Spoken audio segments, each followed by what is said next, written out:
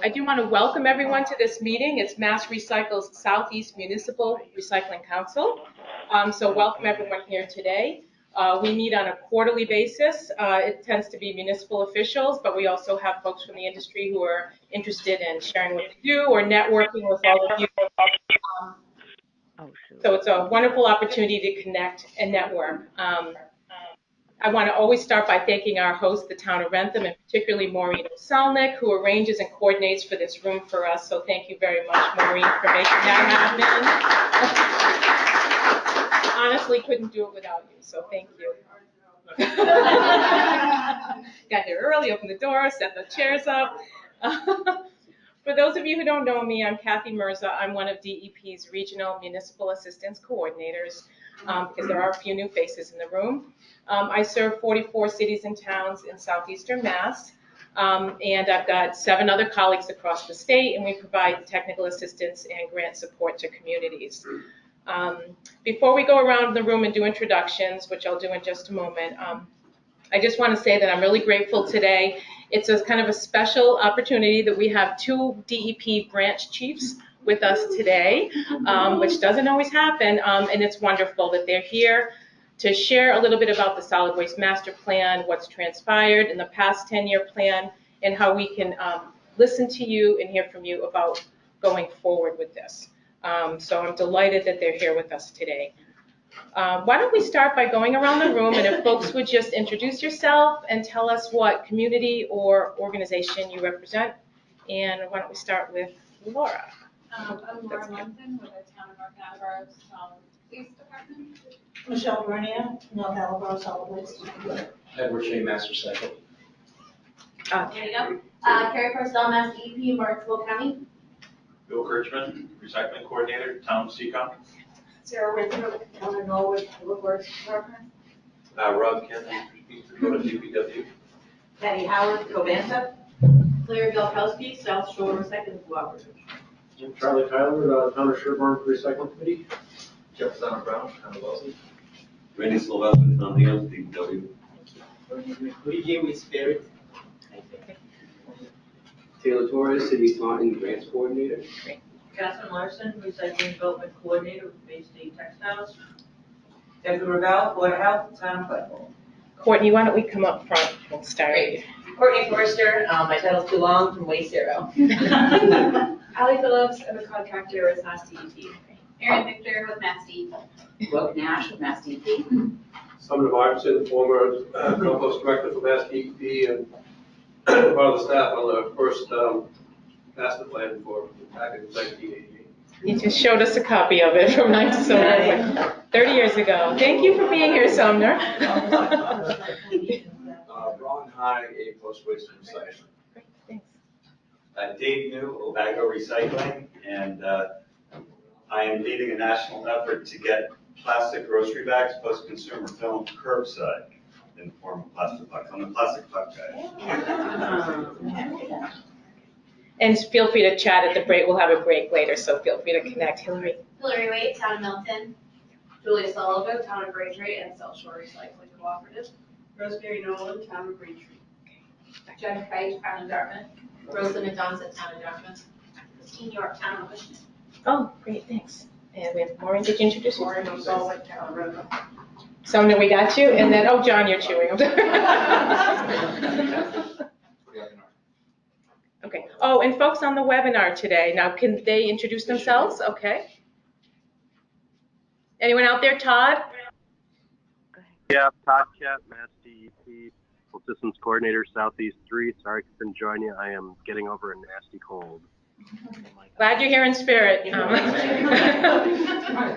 Anybody else on there? Folks from Marshfield? Okay, they might be, maybe they'll be joining us shortly. I know there were several folks from Marshfield that were interested. Thank you. So I'm going to run through a little bit of housekeeping and a few announcements before we dive into our main topic today. As many of you may know, if you're on my broadcast list or any of the MAX broadcast list, the Sustainable Materials Recovery Program grant is live now. So it's live on Retrack.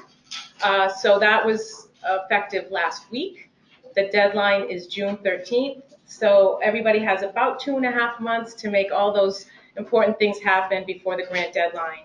As you all know, there's only one municipal contact in each community that has access to ReTrack to be able to submit the application and all the associated documents.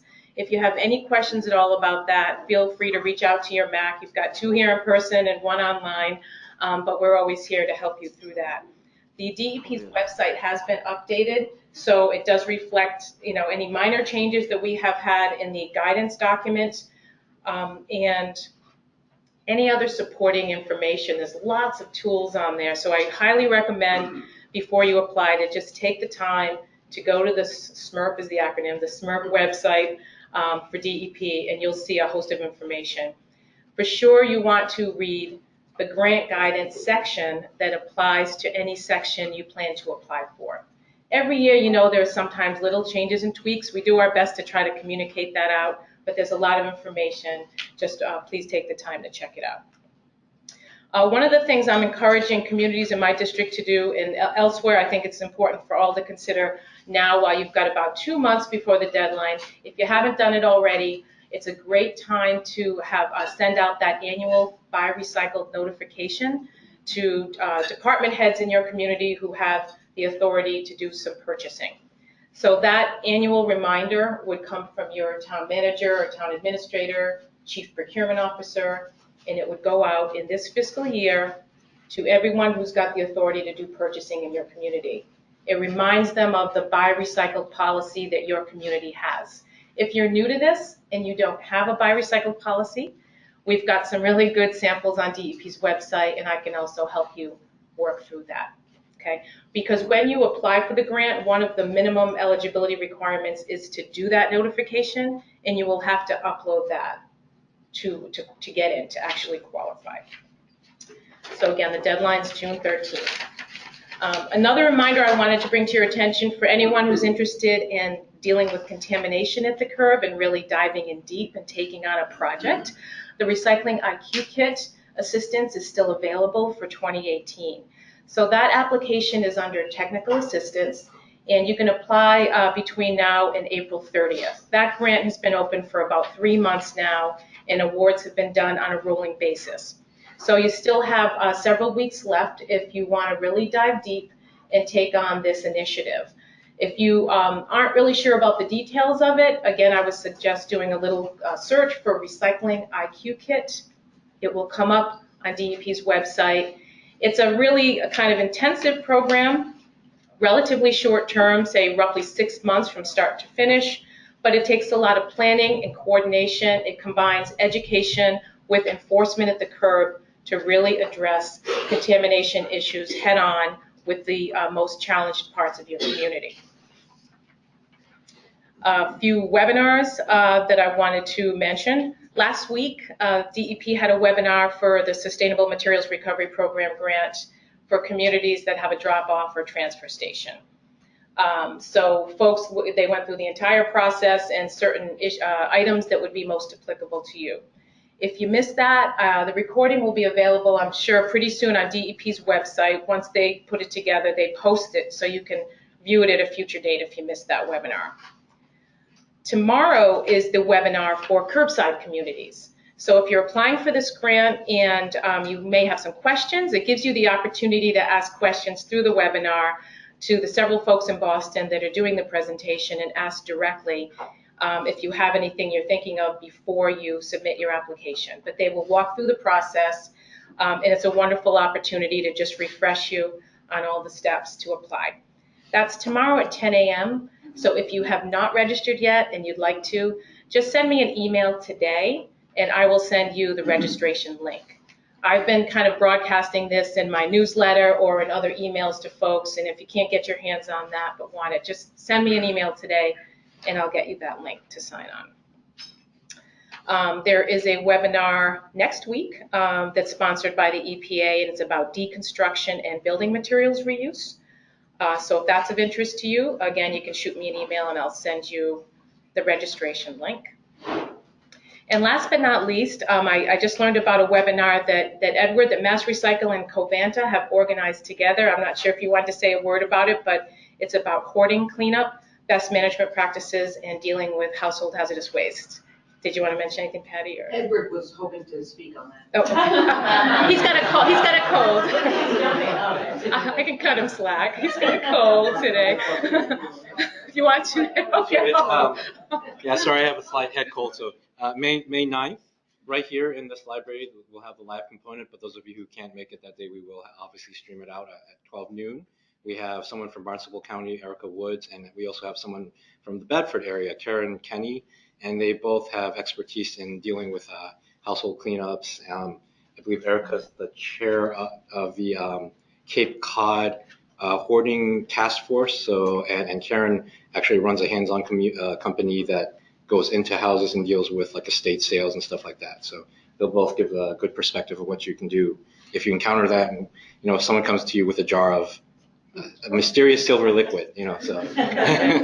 I think that's an excellent topic. Thank you. I appreciate the fact that you're doing it because recently a few health officials from different communities, I see some nods back there, have asked me about hoarding and the connection with some of the materials that you already manage. So thanks for creating that opportunity. That's May 9th, and I, will help publicize that by sending information as well.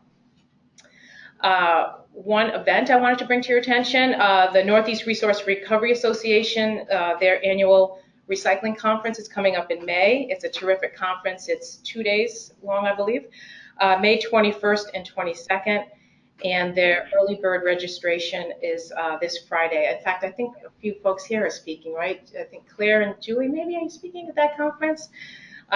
Yeah, so I encourage folks to make the trek up to, it's Manchester, New Hampshire, if that's something that's of interest to you. Any other webinars and events that folks would like to mention that I may have forgotten or you'd like to share? Right up front of the street. I didn't. I'm sorry. The Northeast Recycling Council is holding a free webinar on May 16th. It's all about glass and what to do with glass in the recycling stream. And I can't recall the names of the speakers, but they're folks from the glass industry, so there should be a lot of insights. And I'm going to be talking briefly about what we're dealing with here in Massachusetts. So that's Northeast Recycling Council, May 16th. Great. Thank you so much. So if we get that on your calendar, and when the minutes go out, we'll be sure to have more information in there. Oh, speaking of minutes, there's a sign-in sheet that Maureen has back there. She'll hopefully send it around again at one point now that everybody's here. But be sure to get your name and email on there if you're not already. You'll get the meeting minutes and you'll get announcements for future MERC meetings like this. Raise your hand if you haven't signed it. She'll bring it to you, Michelle. Now, the one who's been here the longest. You can just put Michelle at the bottom. I know where she lives. I'm here. Okay. Your black card. So one other announcement I'd like to, two more before we dive into our main topic. Would anyone here like to be a MAC? Let's see if I wake anybody up on that, if I woke everybody up on that one.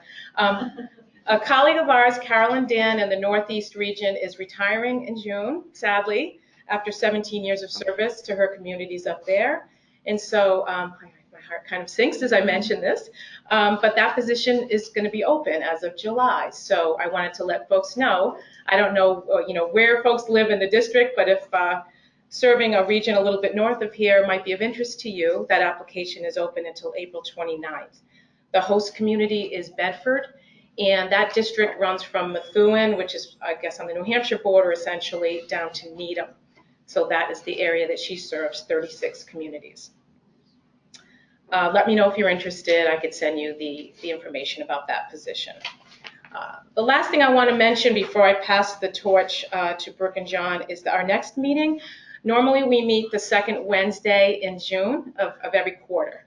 But that is the grant deadline day, so I know I will be far too busy to do it, and I'm sure all of you will too if you haven't submitted early. So we won't do it on the 13th, but Michelle and I, as we coordinate this meeting, we decided that the 20th would work.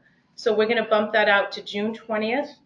And because it's kind of the intro to summer meeting, which is often a little bit lighter, we're looking for a little bit of a lighter topic, I suppose.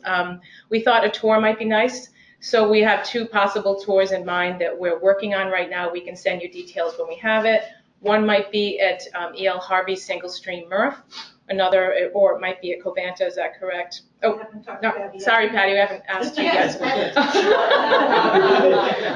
that is a party you don't want to miss. So stay tuned for that. We also thought it would be really nice to have a roundtable discussion at that time about how we're using RDP funds to support our programs and build capacity. So stay tuned for that, but June 20th is the date we're looking at for our next MERC meeting.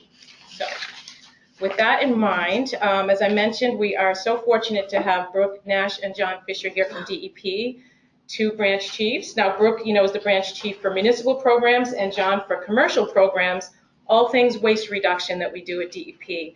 So we have the two top folks in the room here today, and we're so delighted to do that. We're coming to the end of our solid waste master plan, that's 2010 through 2020. And so this is a great opportunity to hear from all of you and think about how we've done, our goals, our successes, our challenges, what are the needs going forward for the 2020 through 2030 plan.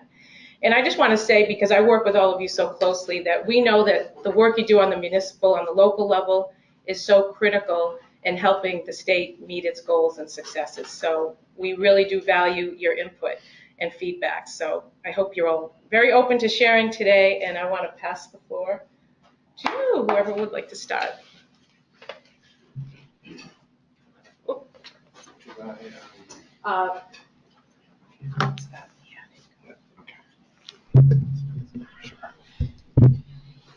Morning, everyone. Morning. So I'm going to start. I'll give a little bit of background and context about the solid waste master plan. I'm going to turn it over to Brooke to give background about all of our municipal assistance programs and strategies within the current plan. And then we're pretty much going to take the rest of the time that we have. And how much time is that, Kathy? As much as you need. Okay. Yeah, all day, all day long,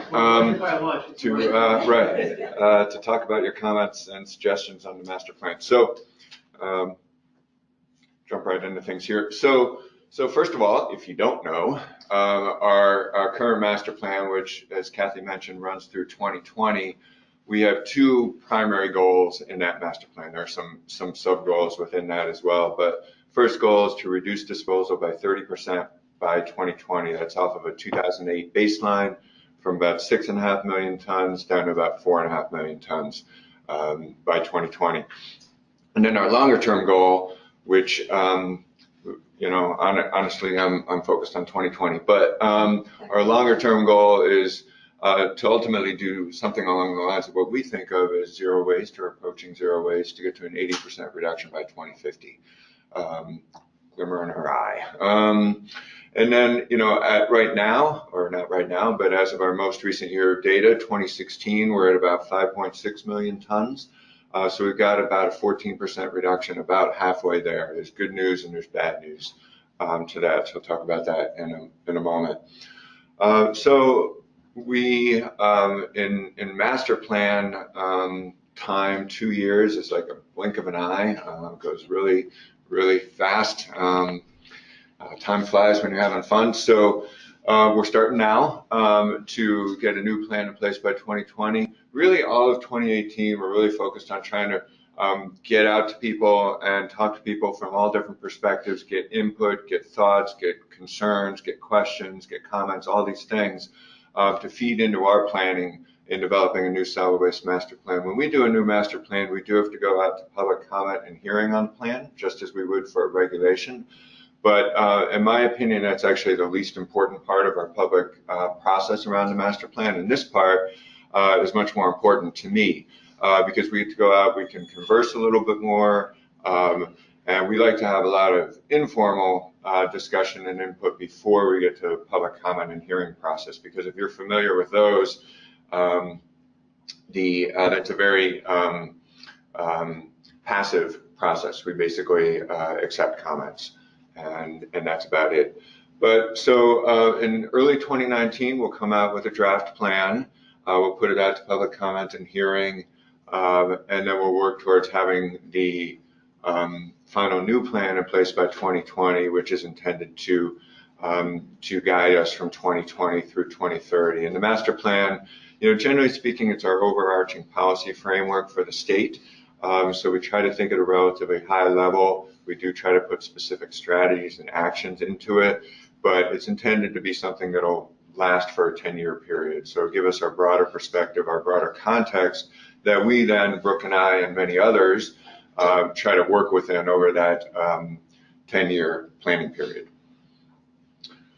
So looking at that process, we've started already. A key part of this process, if you're not familiar with Mass DEP's Solid Waste Advisory Committee meetings, we hold meetings 4 times a year, regularly scheduled, and at times we'll schedule more.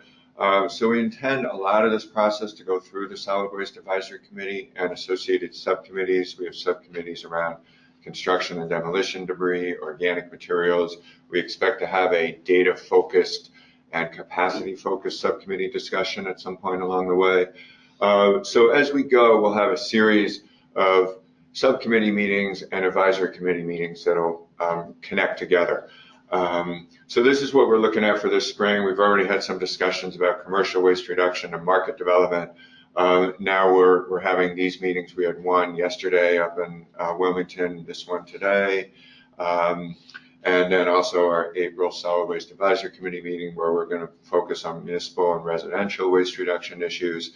We're also doing something similar with construction and demolition debris, having a subcommittee meeting and then bringing some of those subcommittee meeting thoughts to the SWAC. And then as we go, I'm going to talk a little bit more about capacity and solid waste management. We're going to get more into that shortly. And that's just guiding us through the first half of the year. Then we're going to kind of reassess where we're at with input and issues, and think about what we want to do in the second half of 2018 to get more input and direction on the plan. So I mentioned with the data we have good news and bad news. So the fact that we have this 14% reduction from our 2008 baseline till today is good news. But the flip side of that is that most of that reduction, this is the blue line here, happened early on by 2010. And as you can see, since then, we've pretty much been flat around 5.5 million tons. So, a pretty flat disposal picture. That, in the grand scheme of things, it's not advancing towards our goal, but I think that's actually not bad because when you look at our economic activity during the same time period, we see a steady growth in gross domestic product by state during that same time period. And, historically, generally speaking, more or less, give or take, waste generation and disposal tends to track the economy. So if our disposal is staying flat when the economy is going up, not the progress we want to see towards our master plan goal quite, but not a bad place to be really in the grand scheme of things because, we think that actually reflects a pretty decent amount of progress, even though it shows a flat line. So that's good news and the bad news together about where we are with our disposal reduction goal and where we've been over the past nearly 10 years. So one of the things we think about a lot with the master plan, the current plan, this is very much a part of the plan, and I expect it to continue to be a theme in the plan going forward, is we try to think about priorities, whether it's sector-based, whether it's material-based, whether it's trying to develop a particular business sector or a particular set of nonprofit activities. We want to try to prioritize what we're doing, where we can get the most bang for our buck, and we. I'm speaking the broad we, so not just DEP, but all of us. So as we do that, we have some great tools and we have some great information that we can work from. So this slide shows waste characterization study results from 6 of our 7 municipal waste combustors. And this data is available for the commercial waste stream as well, and it's available for the overall waste stream. So what this slide shows is the just for the trash, but all trash, commercial or all residential trash, rather, going through these 6 waste combustors, the percentage by weight of the top materials, the top 10 materials that represent the greatest percentage by weight in our residential trash. So, this is one way we can look at prioritizing materials. It's not the only way, and yesterday it was pointed out that there's a whole other lens to look through, which is toxicity of the waste stream. So this says nothing about toxicity, for example. And just because there's a lot of this stuff in the waste stream also doesn't necessarily make it a good priority for us. So one of the things that we're doing through this process, Ali's going to pass around a sheet that this is an optional assignment for you guys, but I'd encourage it. If you want to take a look at that, this is basically Ali's passing out this data essentially, and we've asked you, if you're willing and if you're interested, to put down your thoughts about these top 10 materials, as well as others you want to add that aren't here, that from your perspective, you think deserve particular attention or priority in a master plan context. And if you have thoughts about why, that would be helpful too. And we can certainly talk about this in our discussion time at the end as well, if you have comments along these lines. So the sheet that's going around has the materials and it has the definitions on the back. And if you don't have, we run out of copies? Sorry. You can. Yeah, you guys are just getting incomplete, but we'll deal with that later. So don't stress too much. But we will welcome your input offline after the meeting as well. So if you don't have the sheet, you can still give us input. Don't worry about that.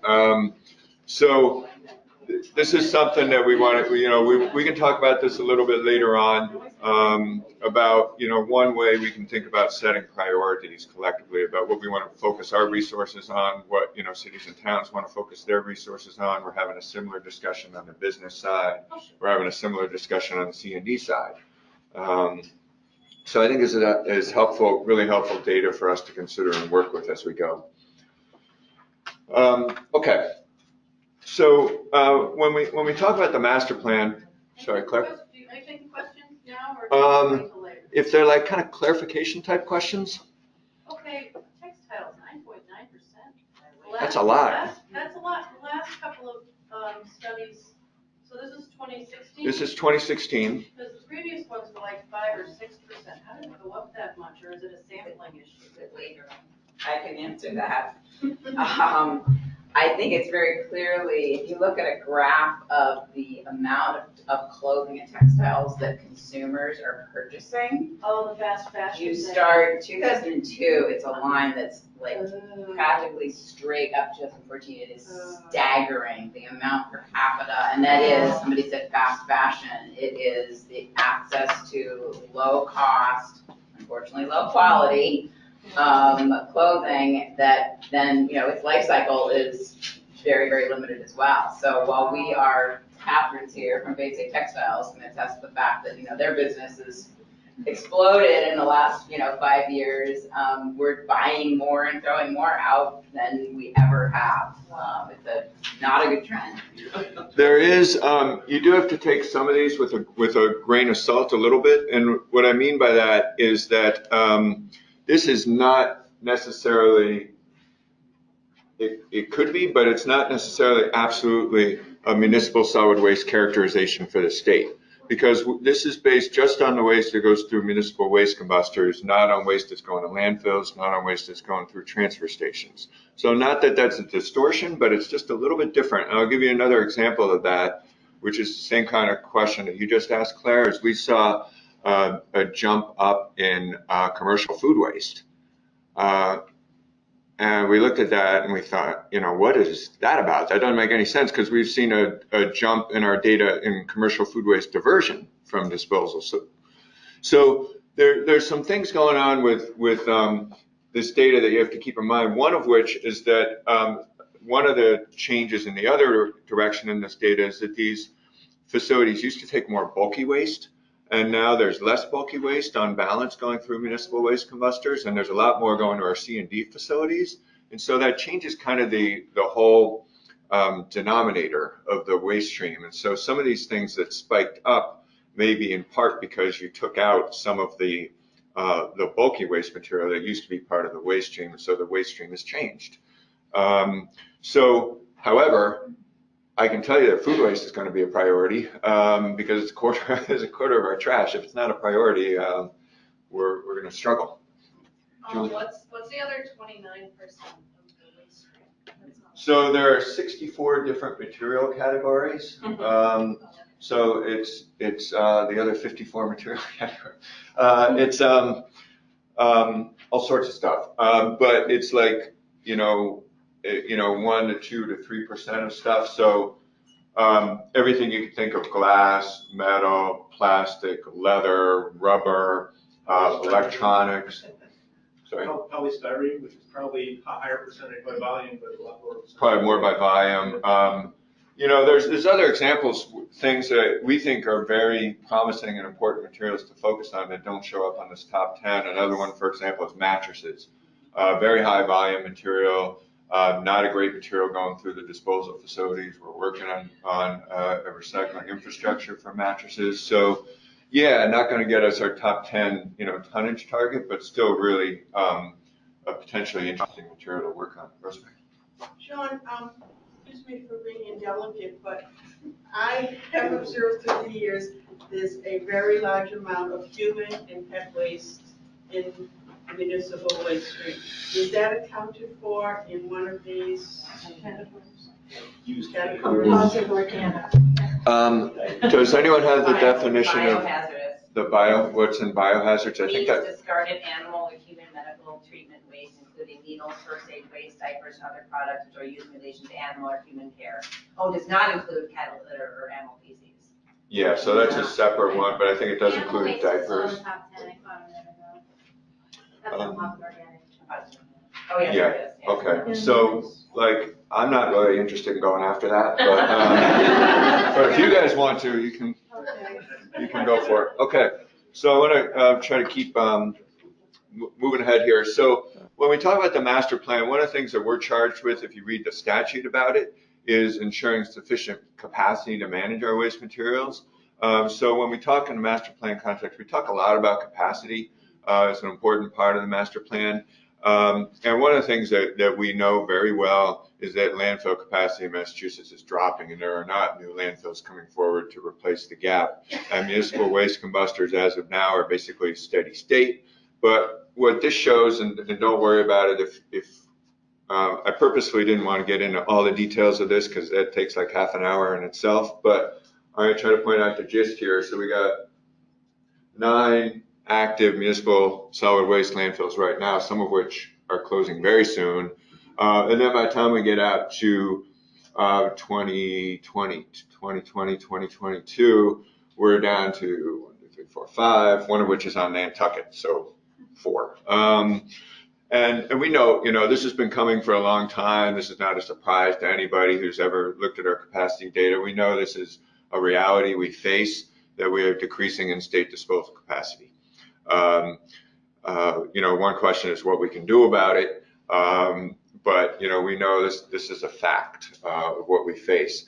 And when we look at our, you know, in our solid waste master plan progress reports, we project out our waste management capacity, specifically our disposal capacity, and we look at the combined combustion capacity and the landfill capacity. And we do that under 2 scenarios, one of which is just steady state disposal. Disposal stays at 5.6 million tons. The other is that disposal drops to meet our 2020 goal, which is getting increasingly hard to imagine. But when we do that, we end up with these 2 scenarios ranging from 4.1 to 5.6 million tons of disposal continuing to project that out through 2022. And that leads to between 240,000 and about 1.75 million tons of waste going out for disposal to other states by 2022. So a couple take-home points about this slide. One is, you know, we know there will continue to be an in-state disposal capacity shortfall. But we also know that whatever we do with our waste reduction, with our reuse, with our recycling, with our composting, with our anaerobic digestion, with all these other things, makes a very big difference in how big that shortfall is going to be. And so when we think about capacity in the master plan, and I know in this next master plan in particular, we want to think a little more broadly. We do all this data that we put out, and we just put it out about disposal capacity. And part of that's because that's the data we have, that's easily available to us, and it's what we've done historically, but it's really just a part of our capacity. And as we look to the new master plan, we're really trying to think about this a little more broadly, because for a couple of reasons. One, because all these other things that we're going to talk about are capacity for tonnage of material that might otherwise go to disposal, so there are alternatives to disposal capacity. And the other is that in some cases, we may have better ability to influence and support other forms of capacity than we do disposal capacity. I just think we're going to have a very hard time finding a municipality that's willing to go forward and site a landfill in their community. Show of hands. I don't want one of mine. I just now raise my hand. So. I don't know. People are always asking for us to bring our dump back. Well, you guys should do it because there's a big opportunity here to get a lot of trash into your town. You know, there may be some things we can do. I'm not saying there's no ability to influence capacity, but from a big picture perspective, I don't think we're going to do a huge amount here to change this. It's going to be part of the discussion, absolutely. It's an important part of the discussion, but when we think about what we can do, we think some of the other forms of capacity we can have more influence over. John, you know, we've known about the shortfall for at least 15 years, yet the state's position has been to place a moratorium on waste to energy burn facilities. So it almost seems like you're fighting us, because in the end, what happens is I see more mandates to quote recycle materials, which is already breaking municipal budgets. And let me start. I just want to use a waste to energy facility. I just want to save the discussion because I want to get through this. Okay, I want to get through what Brooke has to say, and we can get back to the moratorium and some of the other things. So what we're doing now is we're hiring a consultant to do this materials management capacity study for us. So this is looking at all these forms of managing materials. So from in-state disposal, out-of-state disposal facilities that receive Massachusetts waste, the transfer capacity to move it, recycling capacity, which actually is, we're seeing recycling capacity questions as well, composting, anaerobic digestion, animal feed, reuse, all these forms of capacity we want to assess. What's the current capacity? How fully is it utilized? Is there surplus existing capacity, or is there opportunity for growth? So we're going to be doing this. We've selected a consultant to do this study. We expect to have it done by the end of 2018. We're actually targeting our October Solid Waste Advisory Committee meeting to present this. And we also hope to have sometime, probably May, June timeframe, a check-in externally before we really dive into the meat of the study with kind of the outline of the study and how we're proposing to proceed to make sure we're not missing anything that people think is important. So that's going to be a big part of what we're looking at in the information that's going to inform the development of that master plan, not the plan itself, but information that we expect to be using. So I'm going to shift gears now and turn it over to Brooke. Brooke's going to review kind of probably a refresher for most people about where we're at in terms of the municipal assistance parts of the master plan. And then I'll get back up and we can start with you, Rosemary, about the questions and comments. Does anyone want to share my other hat and do their whole time? I want to share. No, I have one that I could share as well. I already did. Well, if you want, you can come use the other hat. Hi, everybody. It's nice to be here. I am going to just run through really quickly the work that my group, I head up the municipal waste reduction branch at MassDEP in Boston, the work that we do with all of you to provide assistance and basically help you move your programs forward and support you in your work. This will be a review for most of you, so I'm not going to spend a lot of time, but my first slide is sort of the way I think of how I frame the work we do is like a three-legged stool.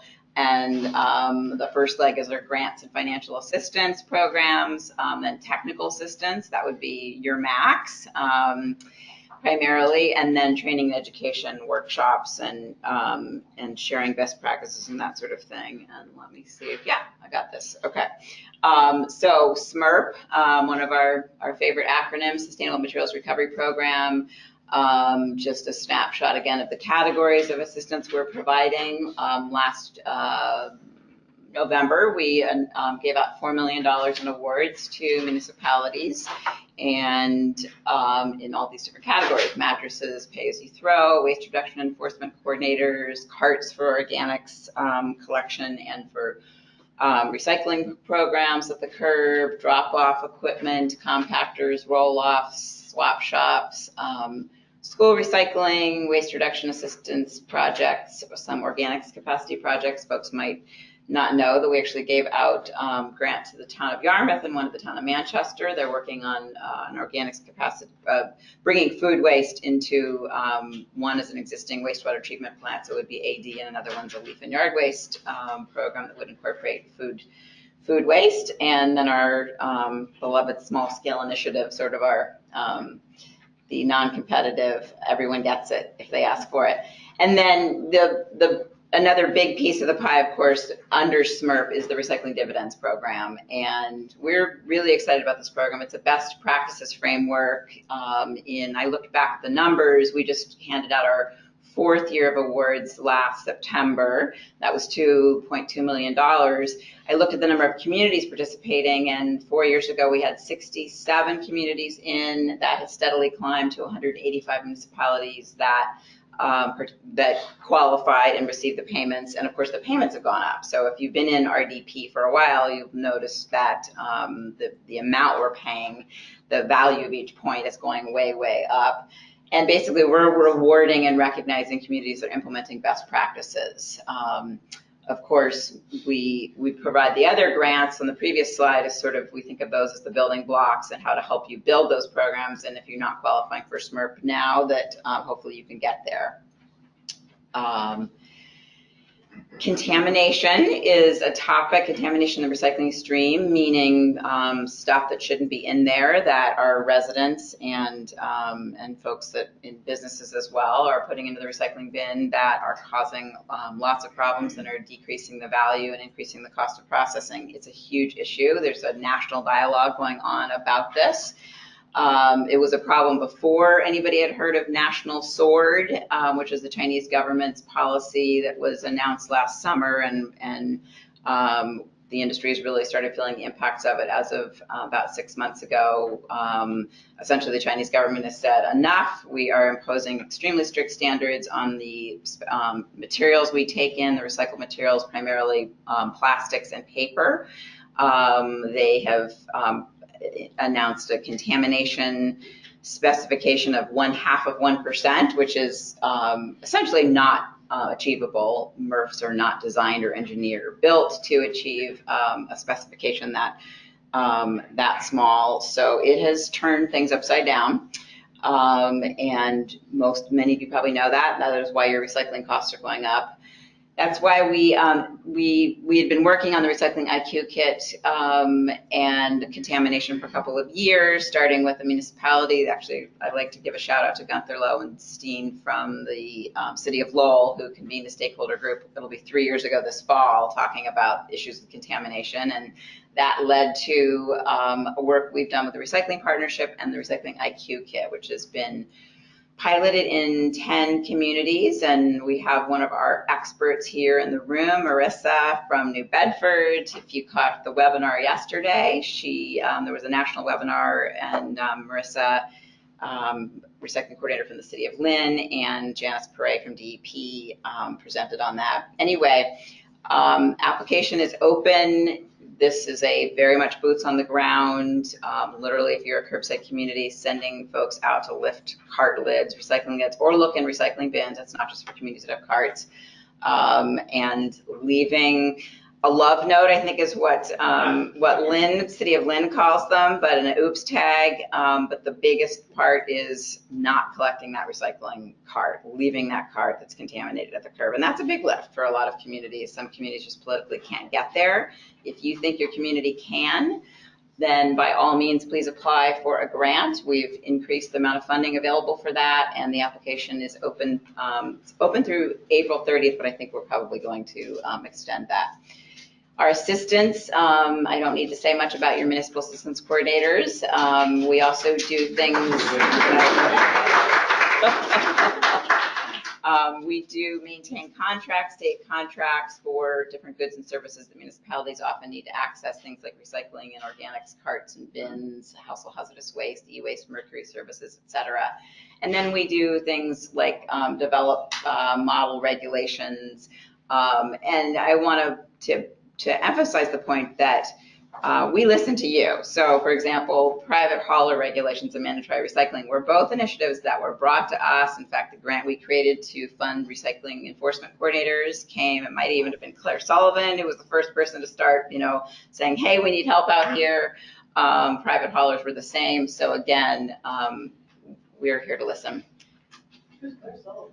Claire Galkowski, God, Claire, I am so sorry. Thank you very much. Appreciate that. Wake up, right. School assistance programs are also part of the toolbox, and then reuse opportunities, which I feel like honestly we are just at the tip of the iceberg. There's so much more we can do. Textiles, obviously we've been working on it, but there's a lot more work to do. We are looking at office furniture reuse. There's a huge amount of material going to disposal coming out of offices. And there's also a lot of building materials. I just read the other day another Habitat for Humanity restore is opening on the North Shore. I think we're up to a dozen of them. I know the one in my neighborhood is incredibly active and moves an amazing amount of material. Sorry? One's opening in Ashland too. In Ashland, okay.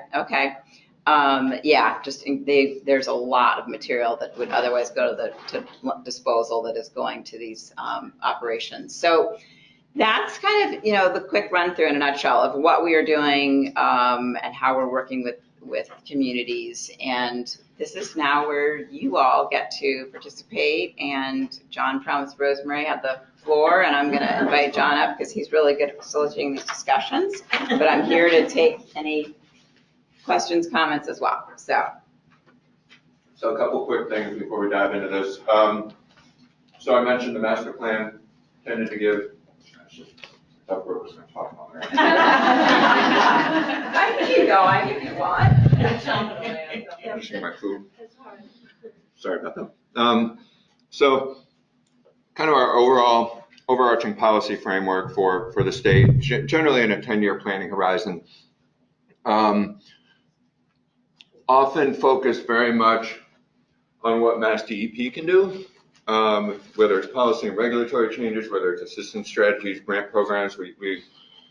A lot of the emphasis in the master plan is what we can do, but it is more than that. So a lot of it is what we can do working with other entities or what other entities can do working with us. So whether it's municipalities, whether it's a solid waste or recycling industry, whether it's other state agencies, that comes up a bunch, how we can connect on the master plan.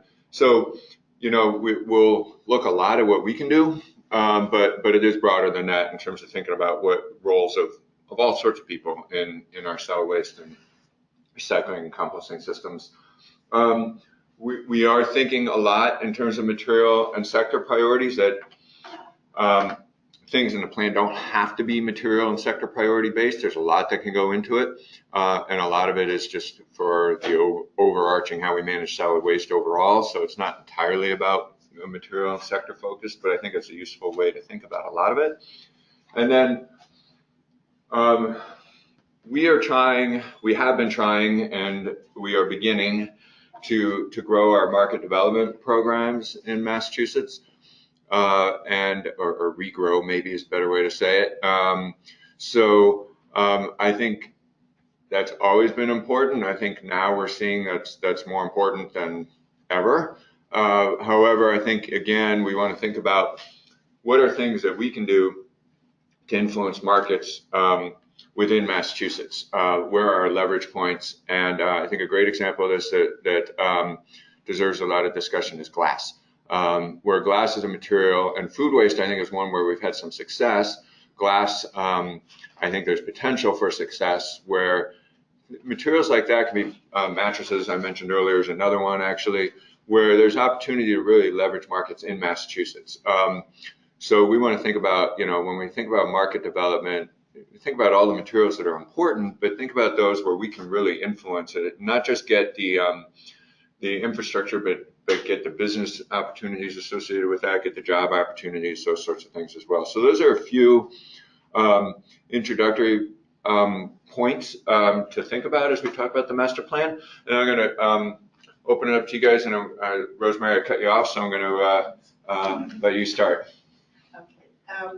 My point was, for a number of years, the state has had the moratorium on waste to energy plants, which quite honestly I never understood because it's a beneficial reuse. Covantic plant heats its own facility plus sells the excess to the national grid.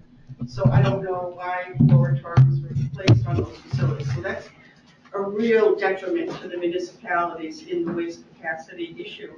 And then the other issue that you brought up was the fact that, as Brooke said, it's almost impossible to meet the China sword scenario. So in that case, projecting out, does it mean that it's not financially feasible for MRFs to keep operating?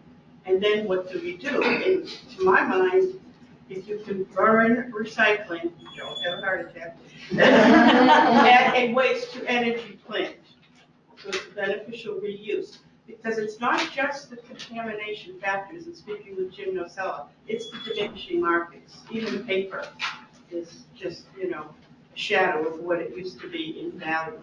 So those are some concerns I have. Hey, for fun, can I take the opposite side of that argument for just a quick second? Which one? Wow. I'm actually not a huge fan of using recycling as a fuel to make electricity. Just, let's have fun. Patty from Covanta is taking the side of, that may not be our best plan. Because the market's changed so much, people will fight and picket, and the Sierra Club will be on my front lawn in a heartbeat. Because if you build it, you must feed it. Yes. And there's a fear that if we take the easy way out, that we will not be incentivized to make better use of our materials. It may be better for us to invest in reduction, better packaging. It may suit us environmentally for the long term, which apparently, once my boss hears this, will be about 30 minutes for me. But, the cost to build it, it's just, I'm not sure that long-term thinking, that may be our best environmental answer for the future. I love me a municipal waste combustor. I absolutely do. But I think that might be the easy answer in the short term, and I think we've seen how easy short-term answers haven't benefited us in the long run. Is that? But my point was, Top that what if measure. there's no recycling processing plant was my point. Well, that market changes so much. I mean, it used to be glass was woo-hoo, can't wait to have it. Now it's like, oh, who wants that? It's better to invest in things like a beneficial use for glassing road beds, or, I just think in a longer term process, it's better to come up with using that as a feedstock instead of thinking of it as a waste. That's what I think. But Jim Nocella's And I'll be looking for a job, maybe that MAC position. Jim Nocella's comment was the diminishing markets, and that's been since the financial crisis in 2008. And it's not getting better. Well, no, that's not true. Recycling markets have gone up quite a bit, up and down since 2008. Revenue streams from processors don't show that. No, I think what I would like to interject, and there's a lot of hands, so this is not for John and me to talk, but I do want to say that that the processors acknowledge that we got ourselves into this, we became too dependent on China, and it's time to take, this is probably the new normal. What are we going to do about it? I think it's highly unlikely that an industry that's invested billions of dollars across the country is going to just start shutting their plants down. This is by no means a by all means a tough time. Everybody's paying for it, but I think that when times get tough, the tough get going. And this is one of those times. All of you have invested millions of dollars in building your infrastructure and operating your transfer stations, your recycling, your curbside. The state has invested millions of dollars. I think it's close to $100 million in the last 20 years. And private industry.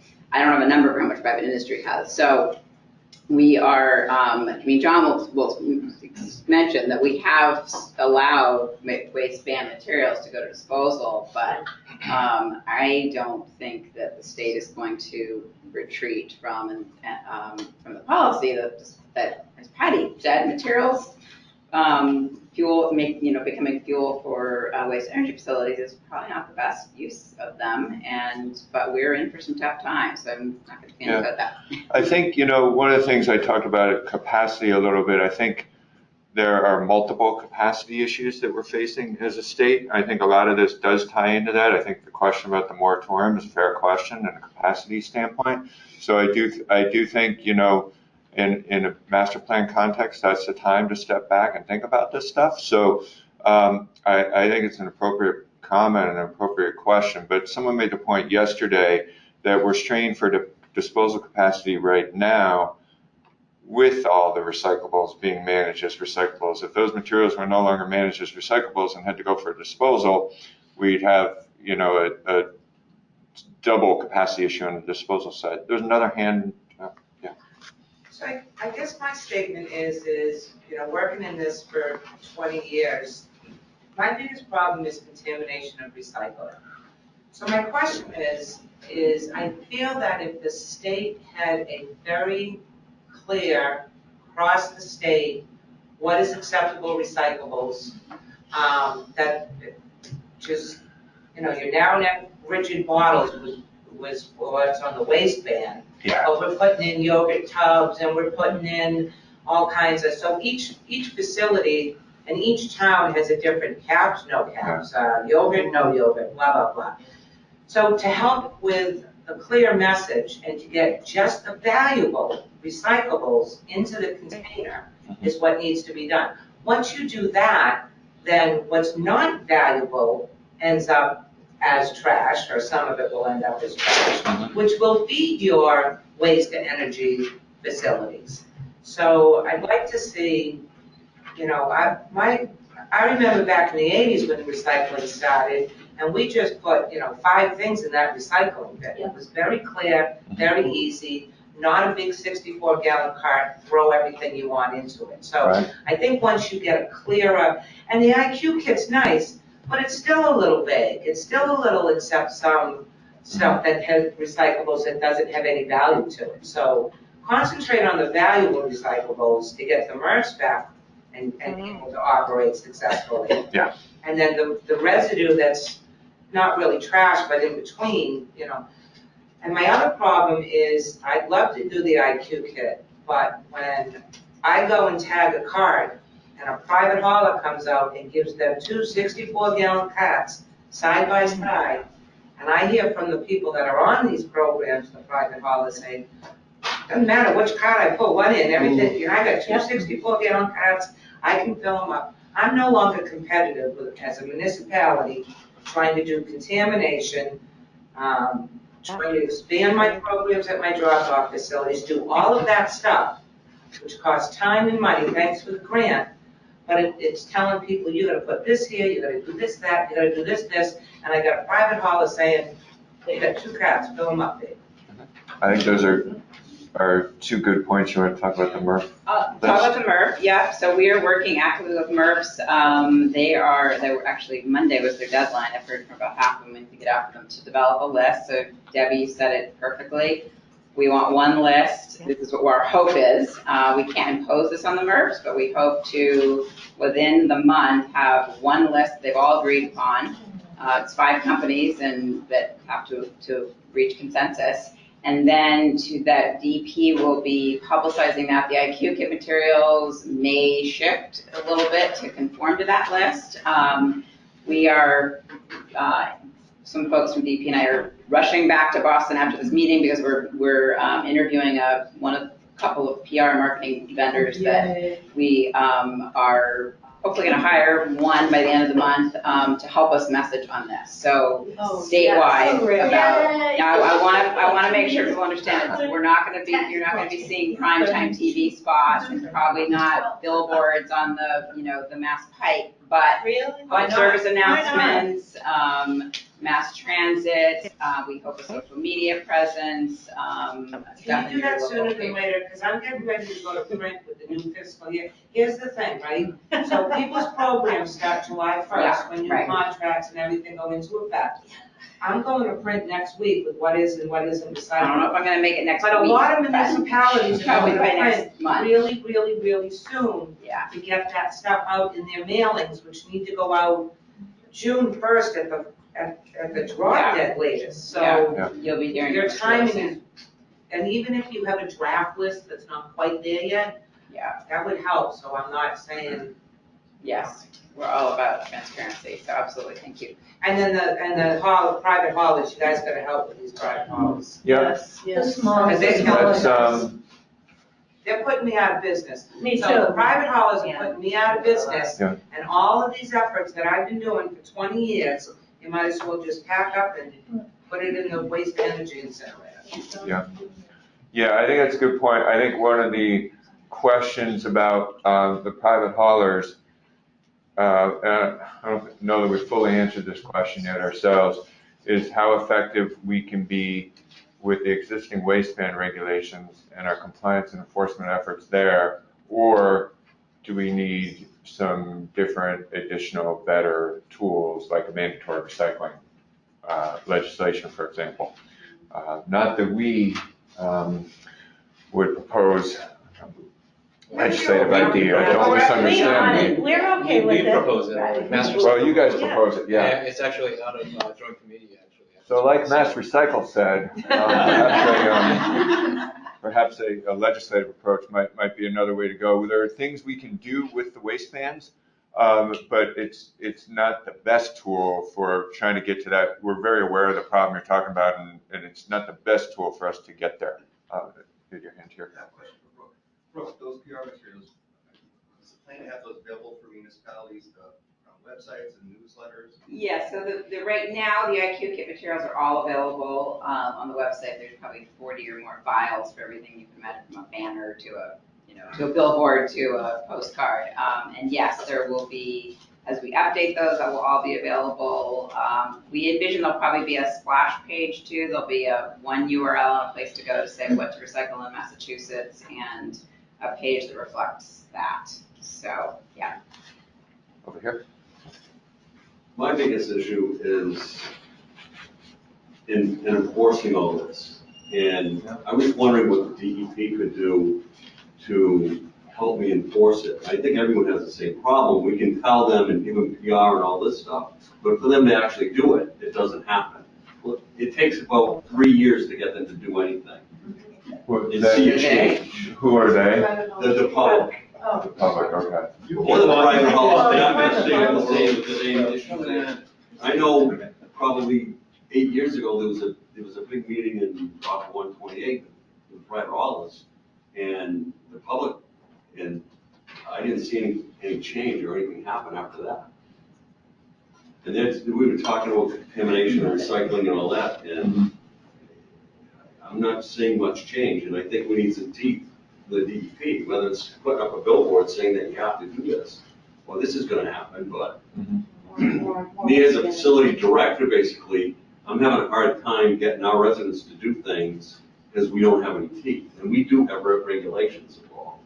Okay. We have them in place. I can kick them out of the facility, but that doesn't look good for the town. How do you tell what's in a black trash bag going into the trash? That's the other. It's that's the biggest piece for me. Everything else, I can do the advertising and all the public outreach, but it's when they're actually doing it, it takes a long time to do it. And I'm talking to people, like my staff talk to people, and it's they're doing the wrong thing all the time. It takes me 3 to 5 years to get them used to it. And I'm hearing complaints all the time. Yeah. Listen to the webinar if you can that was recorded yesterday, because Marissa talks a lot about that and how to get residents to respond.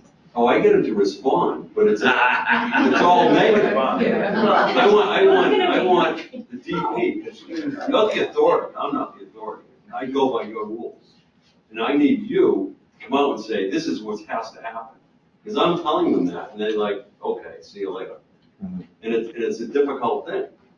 And I gotta say it, I mean, I've been doing this for a long time, and I can say it for 5 years before I see any change. I was gonna touch on that point. I used to be in the private sector. I used to be on the hauling side of things. And what you say is absolutely correct, but it's money driven, right? So DEP does need more agents out there. It needs to be enforcement, because I think society, the people are lazy. They just want to do whatever's easiest and cheapest. And so we would see it all the time, and it would come out. And then even the landfills, they didn't really care, because they were getting the tonnage in there, and they were getting the disposal fees. The haulers were getting more accounts. So, the tonnage would keep on going up, and it would just keep on going. Even on the organic side, when the whole food waste ban went into effect. And so I got out of that side of the business. I'm an organics recycling facility. And so Mass makes the big push on organics, and that's, the number one thing that you want to go after. So we would be talking to industrial organics generators, and they would come right out and say, I know that there's a waste ban, but there's no penalty. So it's cheaper for us, because at the end of the day, you have to run your business, and we're just going to dispose of it how we dispose of it. So I think DEP there's got to be a penalty. Otherwise, it's not going to happen. I did go overseas to look at what they're doing I was over in Israel, and their idea that was great, because they're probably 20 years ahead of us, is that they start with the elementary schools and educating the children in the schools, and then the children then in turn put pressure on the parents. Mom and dad, you can't do that. And then as those kids get older, you get it from a generation. I think that we're kind of going at it the wrong way. There's got to be a financial penalty, otherwise we won't get any traction. One other point, if I can make it. Yeah. I think it's great that we're in this meeting, but I think one of the things that we should look out, do outreach to our town administrators and our selectmen, because they're going to be controlling the funds and on how the town's going to be, how their vision's going to be for the next 20 years. Yeah. Okay. So I think that might be somewhere to go too. Yeah, Michelle. So, to the point of making this enforceable, has there been any discussion about taking what's been in the code for 30 years and unenforceable and actually making it a statute? Because when the Registry of Motor Vehicles was having a hard time with their regulations, and they were just code, and I was a young paralegal in Boston. I remember when this happened, and Paula Gold came on board. They changed their regulations and actually made them into statutes, which made them much more acceptable and enforceable. So the police now enforce the registry's regulations, the local police do. And I run into some of that when I'm trying to do enforcement on the street of your regulations, because although they're codified, they're not statutes. And that might be a cheaper move in the long run. I know that sounds strange, and I know it's slow because I've been working with PSI for 5 years now, so I understand, and I've watched Claire for the last 17. So I know it's a long. Side of my head here? Yeah, exactly. Trying to pass legislation. Yeah, I get it, I really do. But you guys are an agency and should be able to move your codes out of code and into statute much quicker. The legislature's the only one that can do that, but. Right, but you have to actually propose it, and I'm not sure. I guess that's my question. Is that on the table anywhere? Has anyone even discussed it? Because it would give the municipalities that much more clout, or the people in the municipalities that much more clout in order to actually make it happen. Because we're up against not only the public that we deal with, but we're up against the haulers that basically say, I don't have to do this. I mean, when I think I called you about a hauler because he called my boss to get me fired because I insisted that he pick up the recycling at a household at least once a month.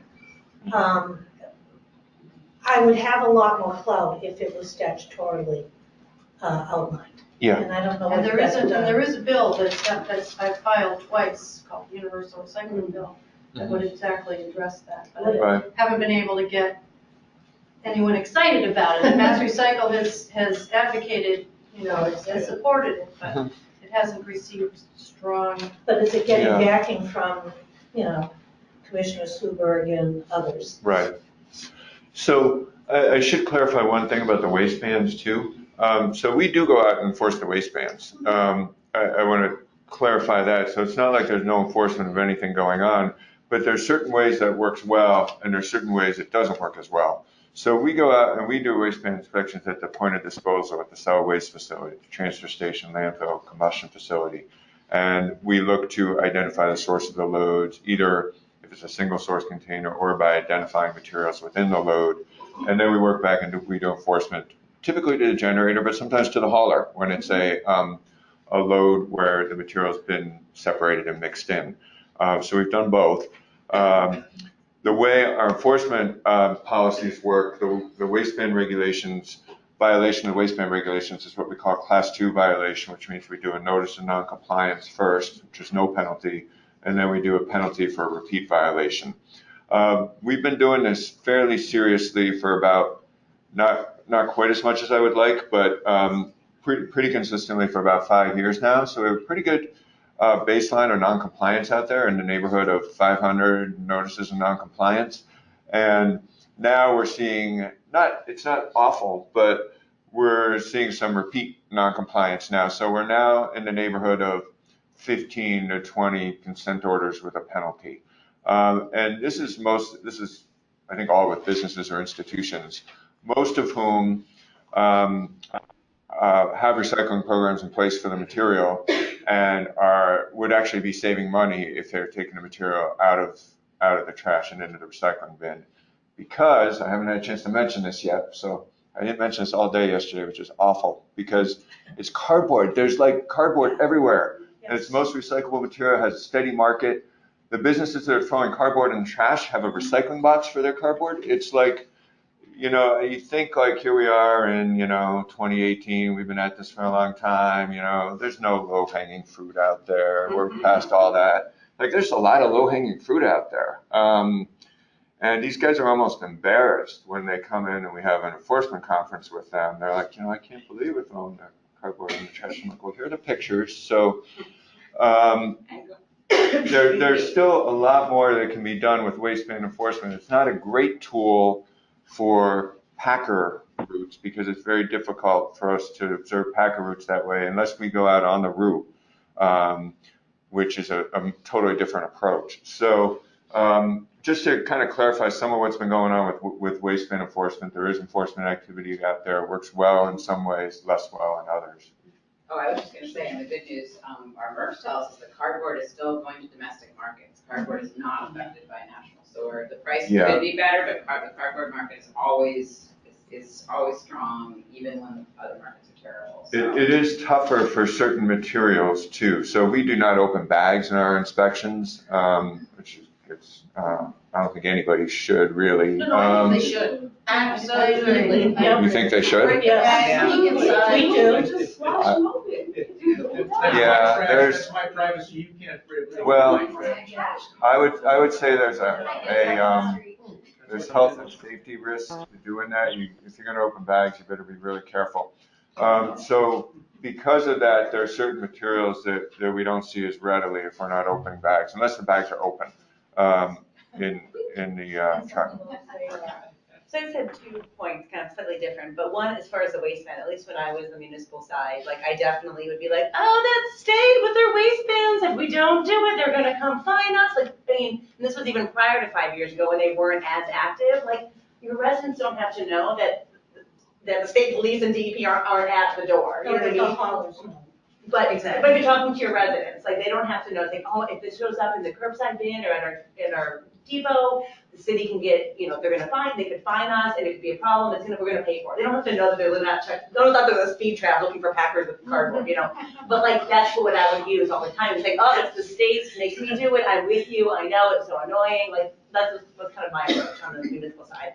But then the second piece, kind of to your comment too, of just like, and Michelle too, like, Yes, you go to the grocery store now, imagine how many packaging options there are. Yes, in the 80s, 90s, there were like, your spaghetti sauce came in a jar, your peanut butter came in a plastic, not even, or came in glass, not even plastic. And now there's the pouches, there's the cans.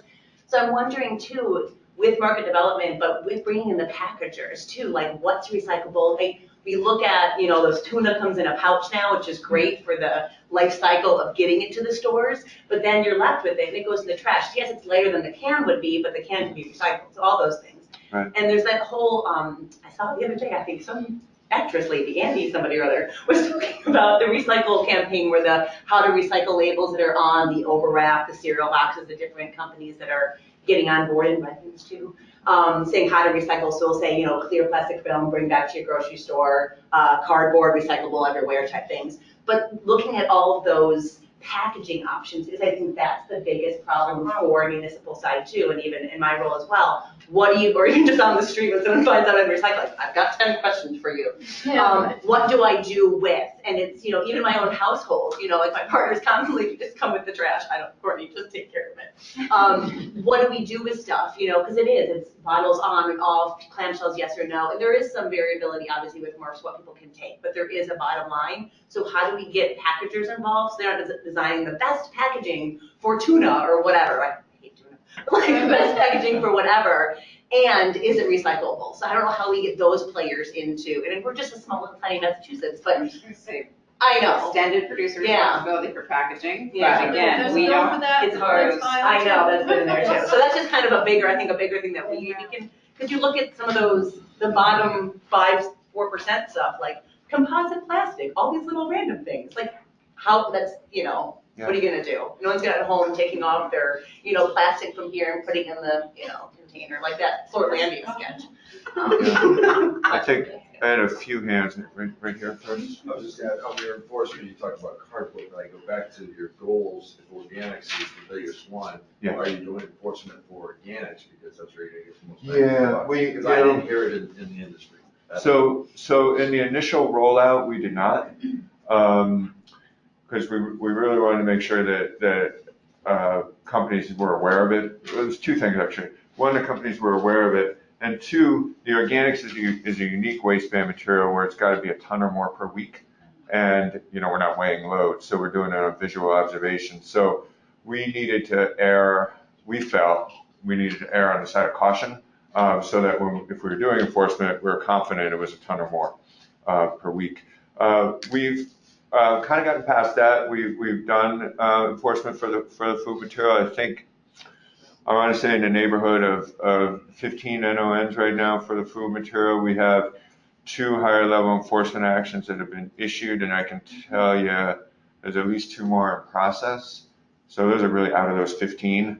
And there's more, they come up routinely now. Nowhere near the number that we see with cardboard, but we are going out and we're doing those, doing some enforcement of that. Comment on the waistband. We recently adopted the model trash hauler regulations in Plainville.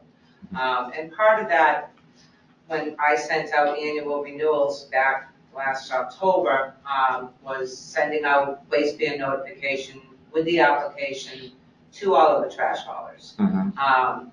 Getting them back, and the comments they have, more than half of them, whether they were playing stupid or not, had no idea about the waistbands. What do you mean I can't? What do you mean? What do you mean? What do you mean? And I would send this out to them. The other thing I've done is on my, this is what's recyclable PR material, on the back of it I have mass waistbands. And nobody knows about mass state waistbands. Nobody knows about mass state waistbands. And that's the whole purpose of my trash hauler regulations. I don't have a mandatory recycling. We don't need to invent a new rule that's out there. We got it already. It's your guys. So enforce that and educate the people about that. But my comment is it's just a top secret little thing that us towns know about. Nobody else knows about it. So I would encourage that you take that waistband and use it more for education. And tell the PR folks about it that you're hiring, wouldn't that be something? Yeah. Is that something that they can roll into their messaging? I mean, you got great fact sheets on it. Yeah. You should be front and center. Yeah, I think that's an excellent point. Marissa? So just a few things. I want to ditto strongly what Courtney says. We do many presentations, and our presentations, we bring the Poland Spring case wrap, which we know is with IQ contamination issue. And Poland Spring case wrap says 100% recyclable, including the package. So how is a resident supposed to have a chance to even know what to do with it if the Poland Spring case wrap says it's 100% recyclable? So I think everything should have the how to recycle it label. I strongly agree with that. Also, in terms of product stewardship, all of these items are made by these companies, and I never hear this enough, that we all have to deal with it. Why is it now these companies have made them and they profit from these products, and now government, which is really the people, we have to deal with all this stuff. So I strongly advocate for product stewardship. In terms of waistband enforcement, we need to do more with cardboard. From Prego Hill, we're given the letters from when there are waistband inspections. Yeah. And to be honest, it's always the same hauler, and it keeps going and they keep getting away with it. And it's just cardboard filling up our landfill, which is insane, I think we all agree. And then in terms of local versus state enforcement, I honestly feel like when I say the city of New Bedford says you have to recycle, I feel like it's a stronger tool, to be honest. Waistbands are great. We'll often back our city thing up with that. But I actually feel saying here in our zone, we say you have to recycle. So I actually feel like that's a little bit of a stronger tool, but obviously having the state back up is strong as well. Okay. You had your hand up? I just wanted to echo Courtney's comment about product stewardship as well, especially packaging. The other thing I wanted to add,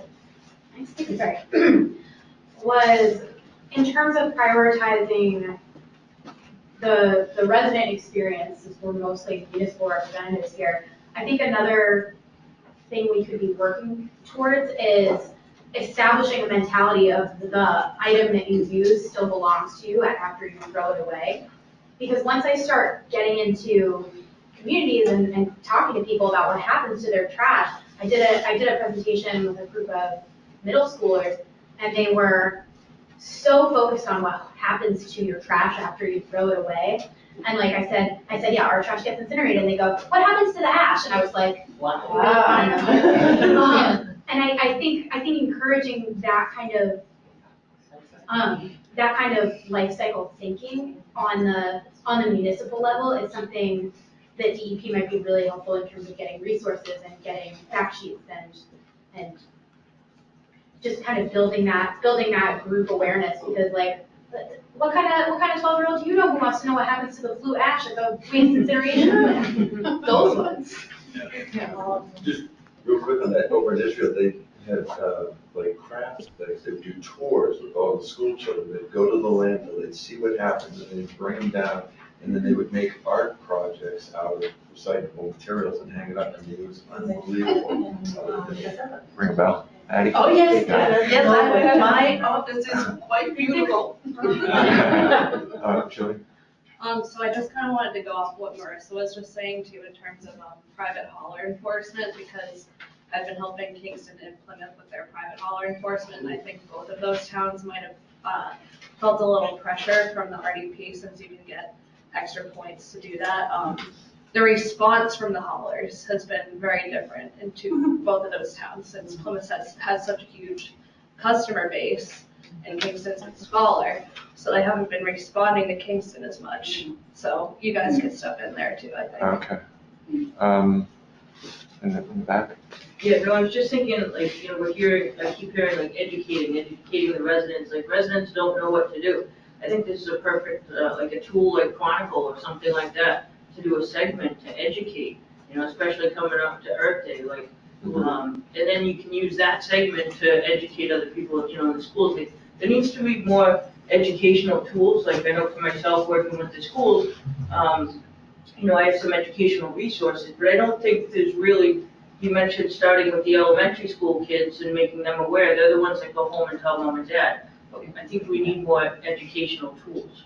Okay, I'm gonna go Patty, then Edward, then Okay, I'll be Claire.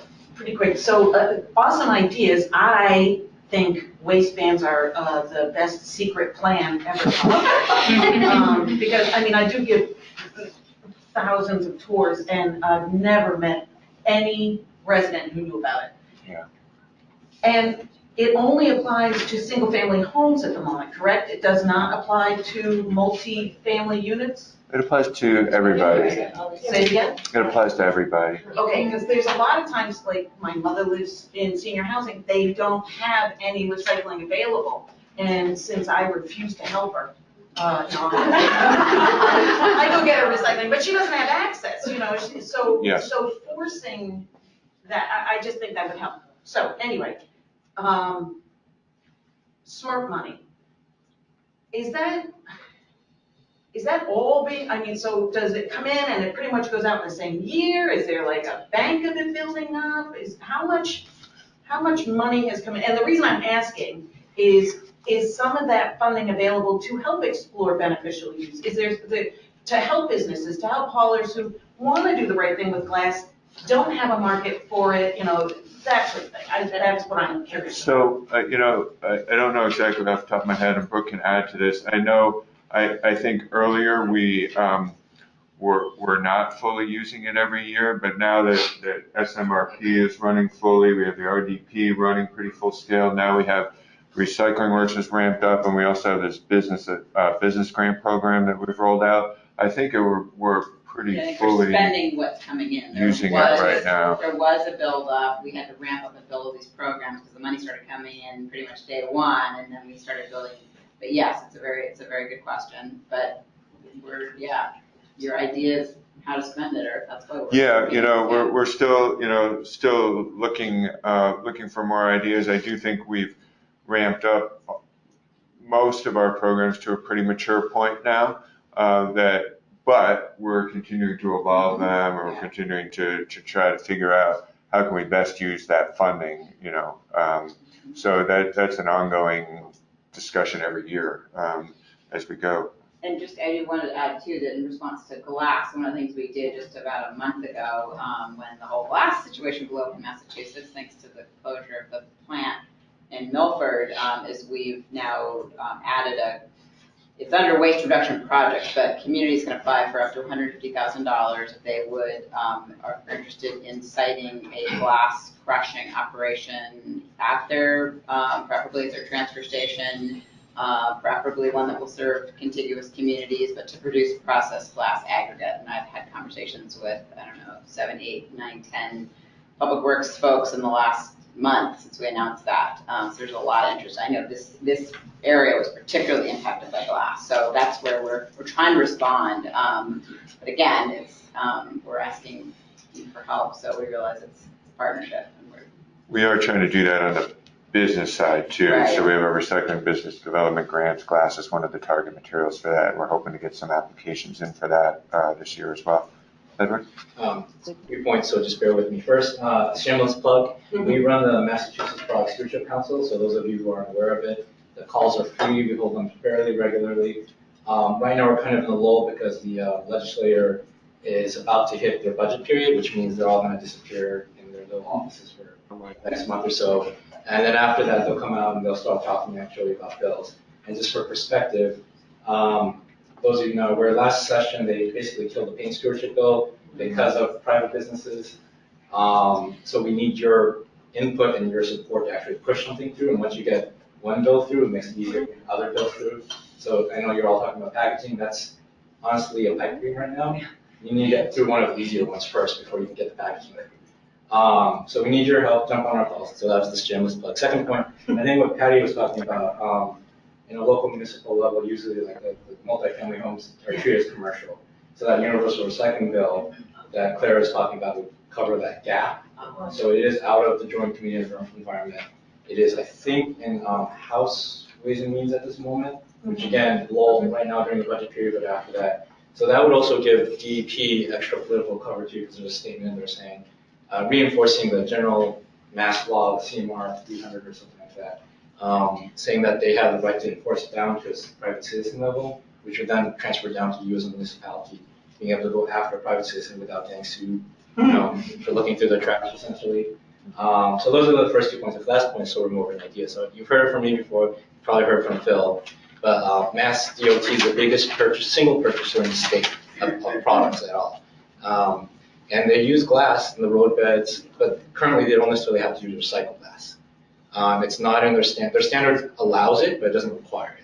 So if we can change that, that might be a big market for glass. Just keep showing up at their door with like. Yeah. Oh, look what I Yeah, look at the color. I just wanted to say one thing about the property management aspect of this. So apartments and condos are admittedly a tough nut to crack, and they have been for a long time.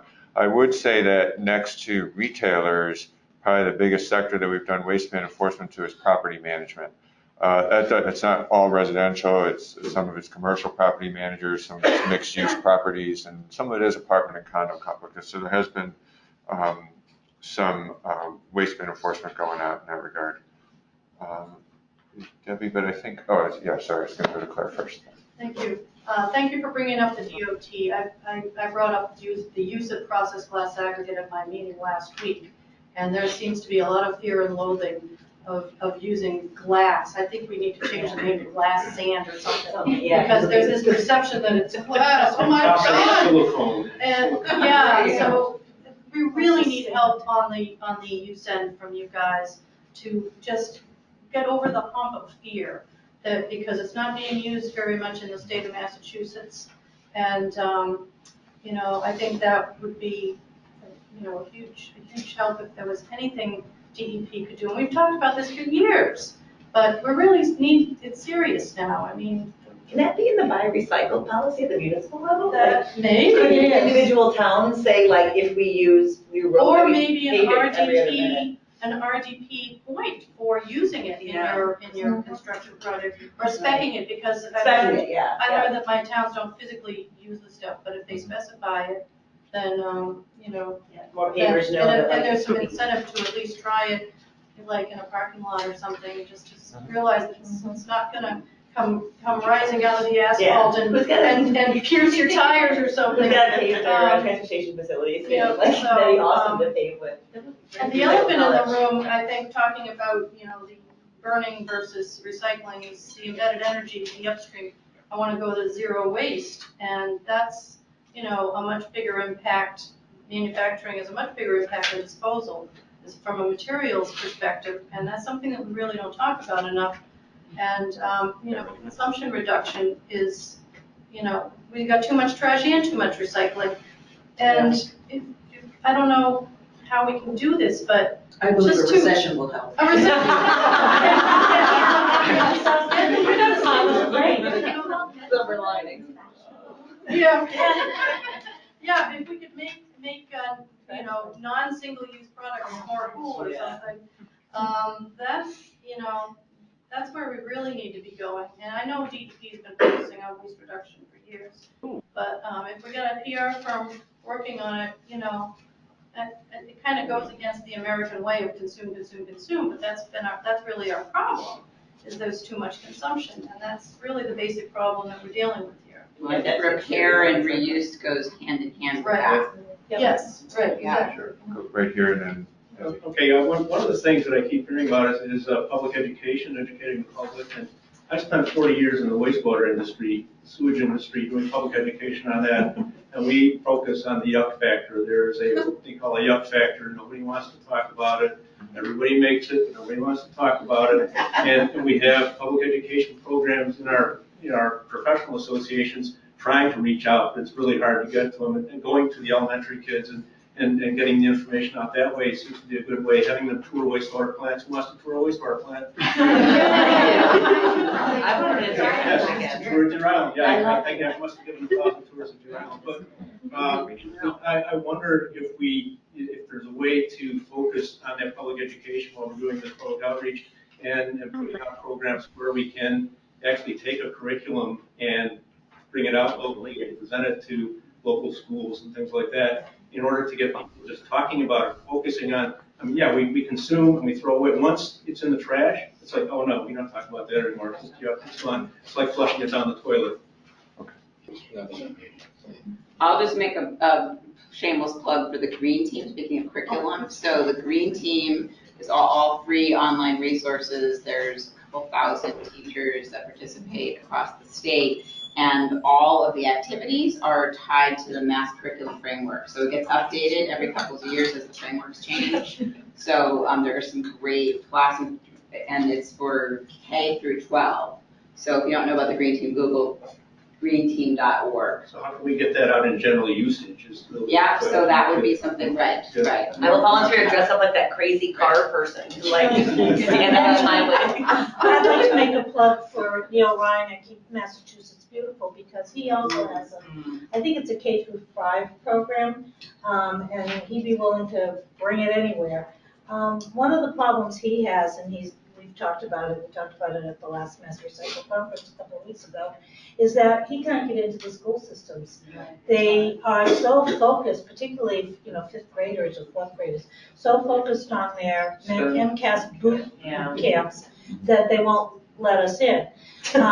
Keep North Attleboro Beautiful, Chairman Marsha Goldstein, we've managed with the Brandy new superintendent of schools to actually get into kindergarten and fifth grade this year for one day.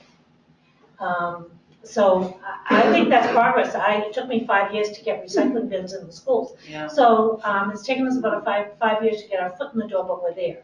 Yeah. So hopefully we'll move on. But yeah, get in touch with Neil Ryan at Keep Massachusetts Beautiful, because he also has education materials. Debbie?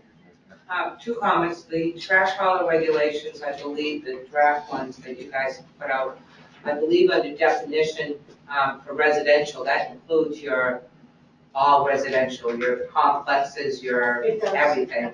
So that gap can be filled by adopting trash hauler regulations. And then the other thing, as far as product stewardship or whatnot and excess packaging, when the state comes out with very clear, this is what's recyclable curbside, consumers will then know when they buy that foil pouch that's not recyclable curbside. Maybe they'll make better choices, because when it's clear, you can clearly see on the grocery shelves what's all going in the trash. It's not allowed in that recycling thing. So I think that will solve itself. Okay. So I don't know if this is off topic or what, but and this is just an anecdotal observation, but I've noticed that litter has just expanded dramatically all over the towns that I frequent. And I do a lot of walking, I do a lot of running, I run every road in my town and the neighboring towns. And the garbage is really terrible, and I don't know whether that's moving to pay as you throw, gets rid of public cans, and people just, instead of buying the bag, they just toss the litter out on the street. It's really unbelievable. We have pay as you throw, but we have public cans. We didn't but I don't know what's causing it. I don't know whether Massachusetts DEP tracks it or knows anything. Is it all a local issue? Is it always a local issue, or is it? That's more state highway, in which case they pick up the litter. But it seems like just. We get to celebrate.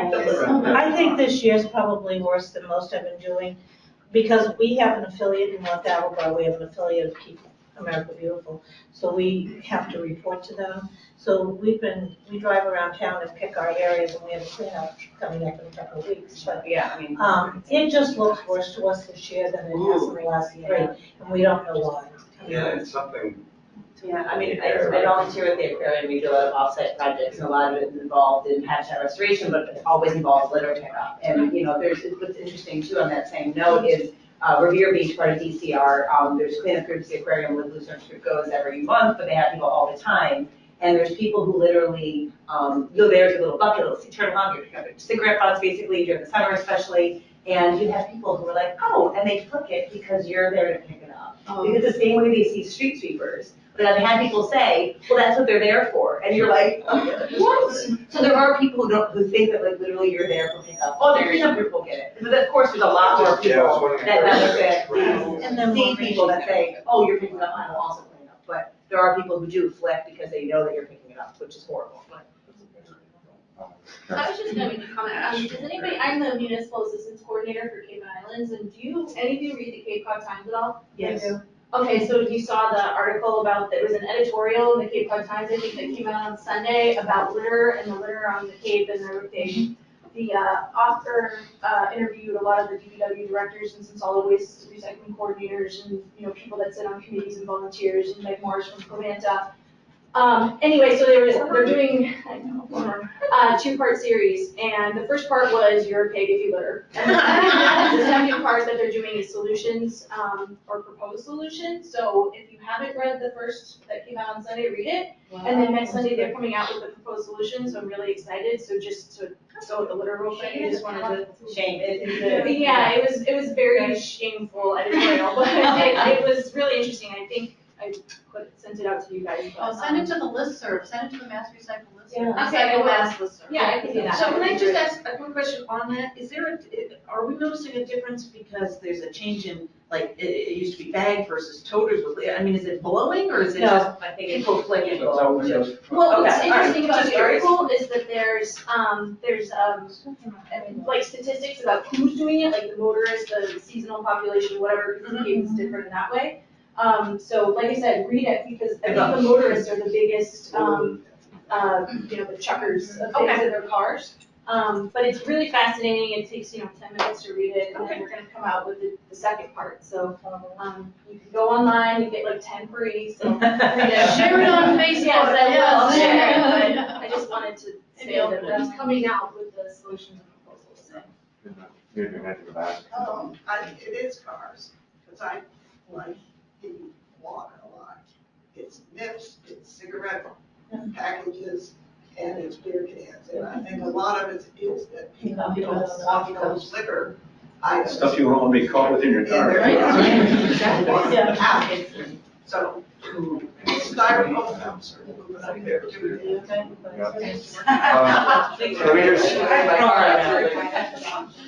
Is there anyone who hasn't had a chance to comment yet, who's been wanting to, that either we've missed or you just haven't raised your hand yet? I don't want to leave anybody out. My boss just gave me a list of questions. All right. He's just worried about the recycle and not, the company that we bring it to, we presume is that it's not closed, and then what do we do then? You're from Acushnet, right? Yes. I think I spoke to him. Yeah. And I think your Miss Hill's go to We Care at Tom. Yes. That's correct, yeah. So. He's worried about curbside, he doesn't do that, left and will want the pay as you go, and then what do you do when you don't get it, Okay, so that's, certainly, you can talk to Kathy or me. You're in Acushnet's in Kathy's district. And Kathy's available to come and meet with select board, your town administrator, DPW. So you wanted us to send it to CMAS, but that doesn't sound like that's. Oh, that's a terrible idea. The waste ban still applies, so Right. we wouldn't be able to do that. Right. That's Is We Care closing? Do we have information about that? Yeah, I haven't heard that. No, we're kind of much in the dark, as I keep saying, like, maybe I just need to take a drive down there and see what's going on. I think you almost have, it's almost what we have to do at some point. We've tried to reach out to them several times, and they've been non-responsive. So I'm not sure. What I know is what I've heard from others, is sometimes they're open, sometimes they're not. So. There was somebody from We Care at the conference 2 weeks ago. There was somebody from We Care at the conference? Really? Yeah. Okay. Any chance we could figure out who they were? Yeah, we got them on a list. We can find them. And I can get you contact. Okay. Yeah, we'll keep on trying. They just have to go there. Yeah. Rosemary? I was wondering if there could be a point awarded in the grant program if a municipality sends a communication to the superintendent of public schools, informing them of the green team, because the green team is so wonderful. And I have pirated from it through the years, and, you know, even if you don't use the exact same things, I mean, we came up with our own pledge cards, but the green team, if you have that body of information, I mean, I think it's wonderful, and the things the schools can get. So maybe that would be the incentive, and it's hard to get to schools, trust me, I know, to get into the school system. But maybe if they understood that they were working on behalf of the better good of the community with funding, and maybe the school gets some reward through the grant money that we get. But we do leave behind, we have little wristbands, you know, Braintree recyclers, make a difference, coloring books we've now ordered, kind of thing, for leave behind at school presentations. But it took us, as Catherine knows, what, 3 to 5 years, Catherine, to get the textile. That was one roadblock. We had to wait for a change. But I mean, so as a point, and again, to bring it to fruition, into people's minds that we have the green theme, and, Suggestion. Related to that? I just wanted to follow up on Rosemary's comment on the education in schools. I've been at DEP for 30 years, and over the years, we've had fluctuations of priorities in different administrations. And one of the brightest parts of my career was years ago when I did have a staff and would go out and do regular outreach into the schools. And so my feeling on the superintendent thing is I've not had any success with it. What I have had is if somebody had time to, survey the schools. Do you have a science team? Or, you have to find who's the champion in the local schools. Could be the PTA. I mean, but I've never had any luck with superintendents. Yeah. I did a lot over the years, and it's unfortunate. There's so many different programs, like national programs, Project Learning Tree. They have modules, and if we could just customize it. But, at DEP, we had a lot of retirements and the budget crisis, and everybody doesn't want to hear about resources because the municipalities are in the same boat. But that's something that has dropped off. We're doing our core services, so, I haven't been going out doing it at all. And something, quite frankly, I think that would be great to do, because it really is nice to go into the schools and see these bright young kids thinking about solutions that are really doable, so, sort of, that's my 2 cents on it. Thank you. By any chance, does the state offer incentives for the schools to actually use those materials that are available through the green team? For what, sorry? For the green team, those educational materials that are available, does the state offer any incentives for the schools to actually use them? So the state, if you're asking about the State Department of Education, what is it, Elementary and Secondary Education, DESE, no, I don't believe they do. We offer the incentive of if you are a green team, if you have at least one green team teacher at the school, you can get free equipment, recycling containers for your school. So we do 3 or 4 distributions a year, and we give out a lot of, classroom bins, larger toters, even compost bins to schools. So to get access to that free equipment, you have to have at least one classroom. So that's how we're trying to incentivize, a little bit. And I'm sorry, just to piggyback on that, one of the RDP points can be earned in the outreach. Just wanted to add to that, in the outreach category is relative to having, I think, at least 2 schools online with green that are signed up to be part of the green team. So that can help a community earn an additional point in RDP. The other thing, one other thing, to you next, Michelle, but one other thing to add to that that's related, but also beyond, we haven't talked about, because we've been focusing on the municipal side and the residential side, but we have a program at MassDEP which focuses on the business side. So Recycling Works in Massachusetts, where we do a number of different programs through Recycling Works, including direct technical assistance. That includes businesses and institutions. So sometimes we connect the Recycling Works assistance with green team participants or schools that maybe have SMRP grants or something like that. So we've tried to use that resource for someone from Recycling Works to go out to the school, help them, figure out either a new program or fix an existing program. So we have that resource that sometimes we connect those together to help work in schools, even though it's not Recycle Works is primarily a business program, but we do connect it with schools as well. Michelle? And the other thing I was going to say is chime in with Ellie, that part of the reason why we're really noticing our litter and complaining about it is we didn't have it because we actually had programs in our school systems and we had public service announcements. The KAB did them, the Ad Council did them, we had Don't Be a Litter Bug, we had Give a Hoot, Don't Pollute, and all of that came through the school systems when most of us were in school. And so all of us grew up with the idea that we didn't litter and we weren't litter bugs, but the generations behind us haven't had that. And so that's where the loss is. The loss has been that we haven't done the training like Israel is doing. You know, we haven't done the training in Your body isn't strong enough now, you have to be a pig instead. I'm okay with that.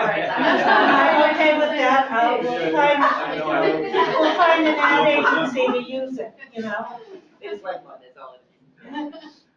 Pigs would be insulted. It's all the pigs, they're gonna. I'm thinking about education, I'm thinking about both on the municipal level and the residential level. Like I find that communities now, because of the cost of recycling, are weighing the question of whether to continue collecting certain materials.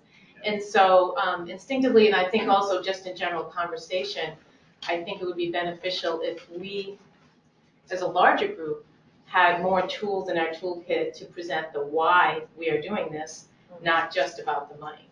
So I was thinking about Hillary's comment about the life cycle analysis. You know, it's like, what happens to this? What happens to this material when it goes to waste energy or if it goes to a landfill? What happens to our plastic that ends up in the recycling stream? So people can really understand in some kind of concise way, there's a lot more to this. What happens to it? I think if people understand, there might be a greater inclination to continue doing it. And I think to remind, you know, officials who are making these decisions more than, in addition to the financial impacts, of course, that's an important component, but the impacts to the job market, the impacts to the environment, obviously, in the bigger picture. And I think if they even understood more about the real deep environmental benefits, the greenhouse gas impacts, a lot of them are green communities now. So if they could, if we can help connect those dots with the energy savings and really the hard part is putting that together and then making it concise enough for the average person to understand. I wish that were the way, but I think we've always known morally and environmentally what the best answers are. Yeah. That's why people still smoke cigarettes, even though we all know it's not good. I think it has to be financially attractive. I think there's a lot of haulers that would like to bring the recycling, but that's $150 a ton now, and trash is $70 a ton, and they have to stay in business. So if there's ways that we can incentivize businesses to use the feedstock, the recycling feedstock, you know, through the SEMRC money to even make sure businesses understand that that is a possibility for them so that they can financially get to where they morally know they ought to be. Does that make sense? That's exactly it right there. Yeah. That's sustainable.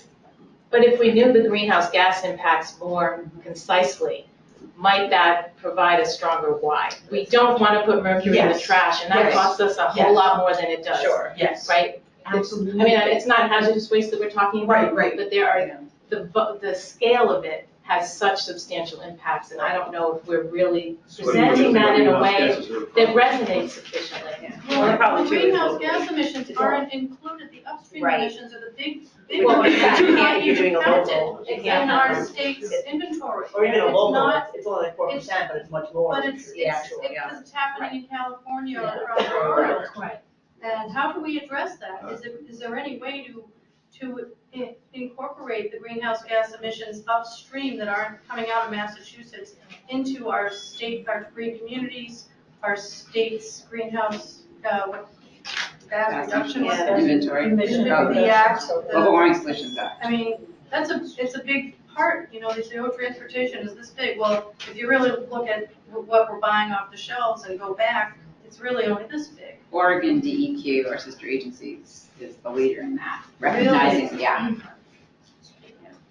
And so, I don't know. So whenever I think of kind of just like sustainability and closed loop systems, I'm thinking a lot about the glass thing and maybe adding something like coastal restoration to the bud and updating that kind of stuff, since that's from 1994, we could probably come up with better ways, especially since sand is in such high demand right now because of global warming and our coast washing away. So kind of things like that, we could reallocate those resources that have nowhere to go in ways like that. How we doing? Folks feel like they need a little, okay, great, thank you. So We'll be sticking around for a little bit longer. Great. So what we'll do now is I think folks could stretch, take a break, grab a little bite, and then we're gonna just come back for a roundtable to talk. I was thinking of a Christian, but she may have stepped away right now. Let's just kind of talk a little bit about how we're managing in our communities with some of the dynamic changes in the recycling markets. I think really just have a more relaxed conversation. Do you want to make more of a? I think, yeah, if the folks are here, if we did this last time, we turned it into a circle and just really just had a conversation together, but let's stretch for 10 minutes or so and wrap up. So we're back on again. I find that these meetings, and I'm sure all of you do too, the networking is such an awesome and interesting component of this, and what I think what draws us here. It's part of why I don't really publicize this as a webinar, even though I'm so grateful to Edward to making a webinar available. So no one shoot me now. Because having you in the room and actually having the conversation in person, I think is far more energetic and dynamic and draws a lot more out. So, you know, if you're ever stuck, like in this case, Todd was quite sick today. We're so glad he can participate remotely because so many of his communities are in the room. But part of why I thought we'd carve out, I wanted to give Brooke and John a generous amount of time for that discussion, which was great. Thank you for your feedback. But we love networking with each other. And I often find that there's this rush at the beginning and a rush at the break, and we all want more time to sort of connect with each other.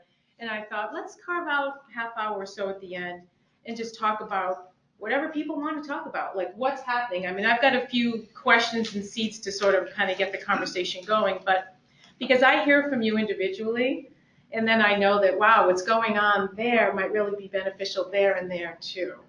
Let's kind of just put it out there, because you might be dealing with something, it sounds like, in Acushnet, and there may be other communities who are wrestling with that or have, you know, embarked on certain steps to really address it already, and that can help you.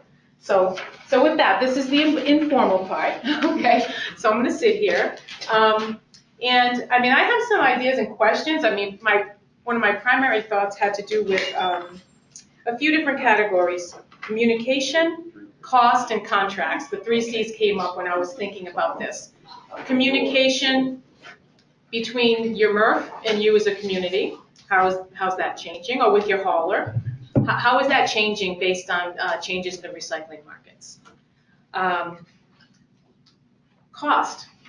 What's happening in your communities? Are you at the end of a contract and you're seeing changes in your fees? Are you halfway through and you're being asked to open up your contract? And how are you handling that? What does that look like? How are you managing it? What is your plan? And then contracts in general. I've worked with 4 communities this fiscal year on procurements and seen a variety of different things, and it's a very changing dynamic. It's a very difficult year to do it. There are 4 curbside communities, and we're learning a lot as we go because this is new territory. So those are the things that came to mind, but obviously if there's anything else that's sort of like bubbling up for you, by all means, let's just use this time, I think, to just share together as a group. So any thoughts? Anybody want to venture in and say what's going on? I can start with when you're talking about contract. You actually wrote to me, I think it was last summer, and said, oh, this is a really nice contract you have with this company, and do you have the updated one because it ran out in July? And I said, oh, it ran out in July. And went to our DPW. I don't negotiate it myself. I went to our people who do that, and I said, what about this? You better talk to them. Didn't hear back. And I heard, oh yeah, we're talking with them. And I finally went to the R3 conference last week, and I actually went to Ben Harvey, and I said, so what's happening? We have a drop-off community, so the company that has the contract has their compactors in our facility to do the combing of the paper. So let folks know that you have 2 sorts for your recyclables. Yeah, that's right. Yeah. So and it, you know, so it's difficult to change contractors in midstream, for instance.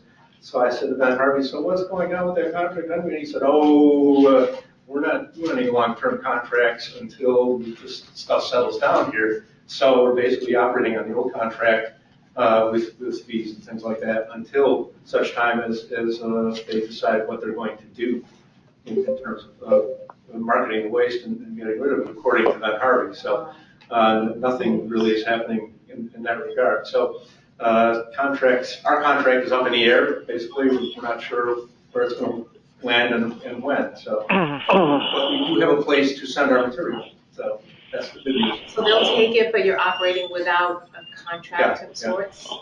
Do you recall if your pricing changed?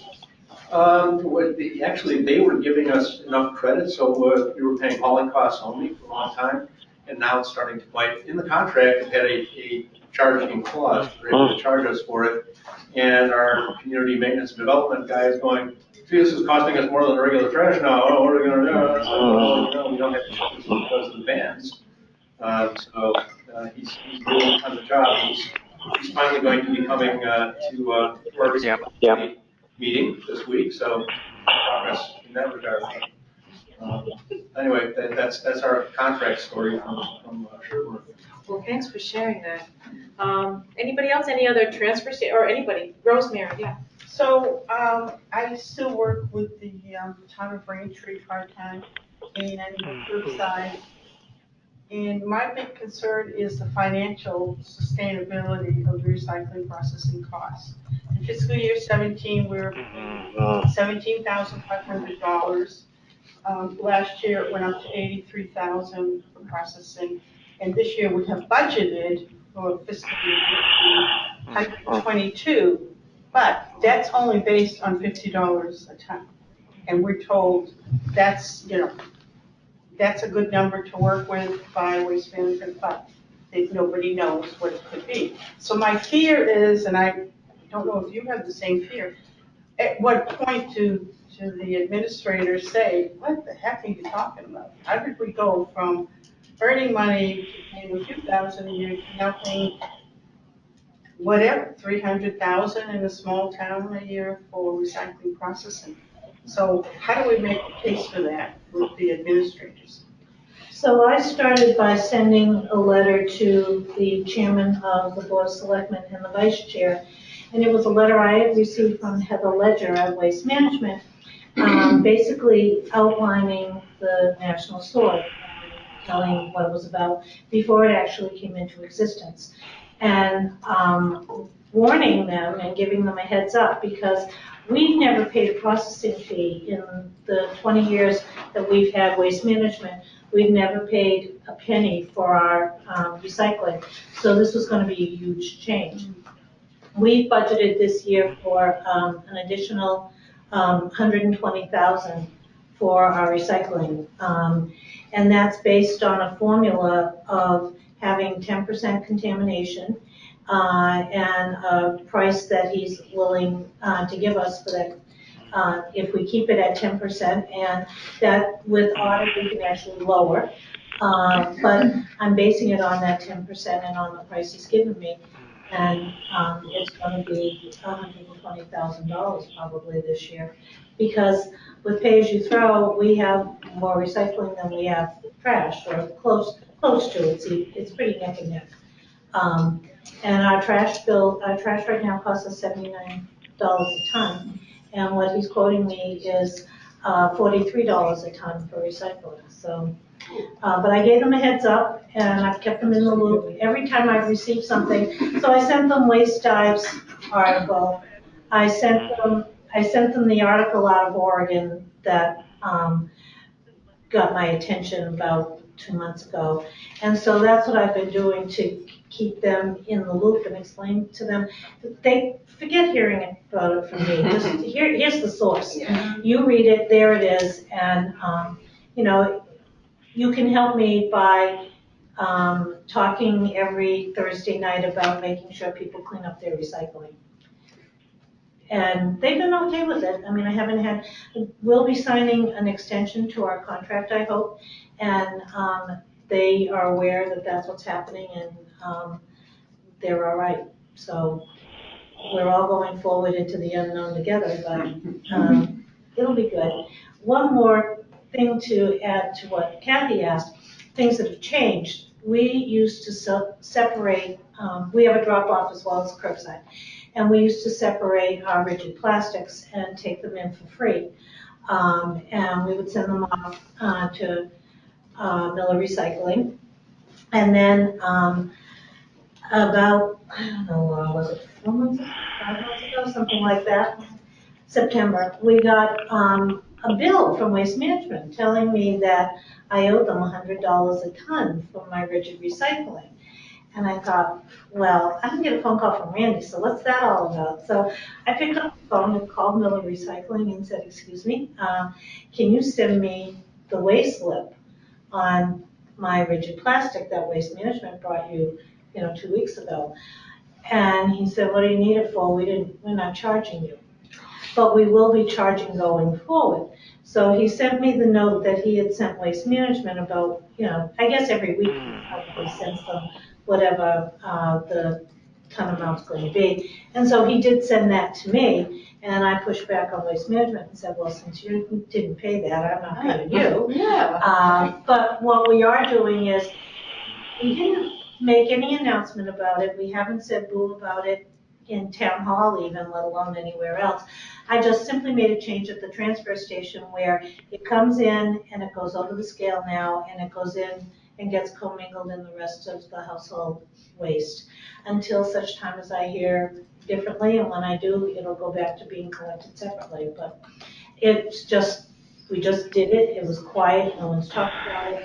I just decided we're not going to make a big deal about things, but it made sense not to separate it out and have Waste Management haul it someplace where I'd have to pay $100 a ton for that when I'm only paying $79 a ton from the trash. This is a big concern of mine that I've seen. There are different rules for different communities with the MRFs.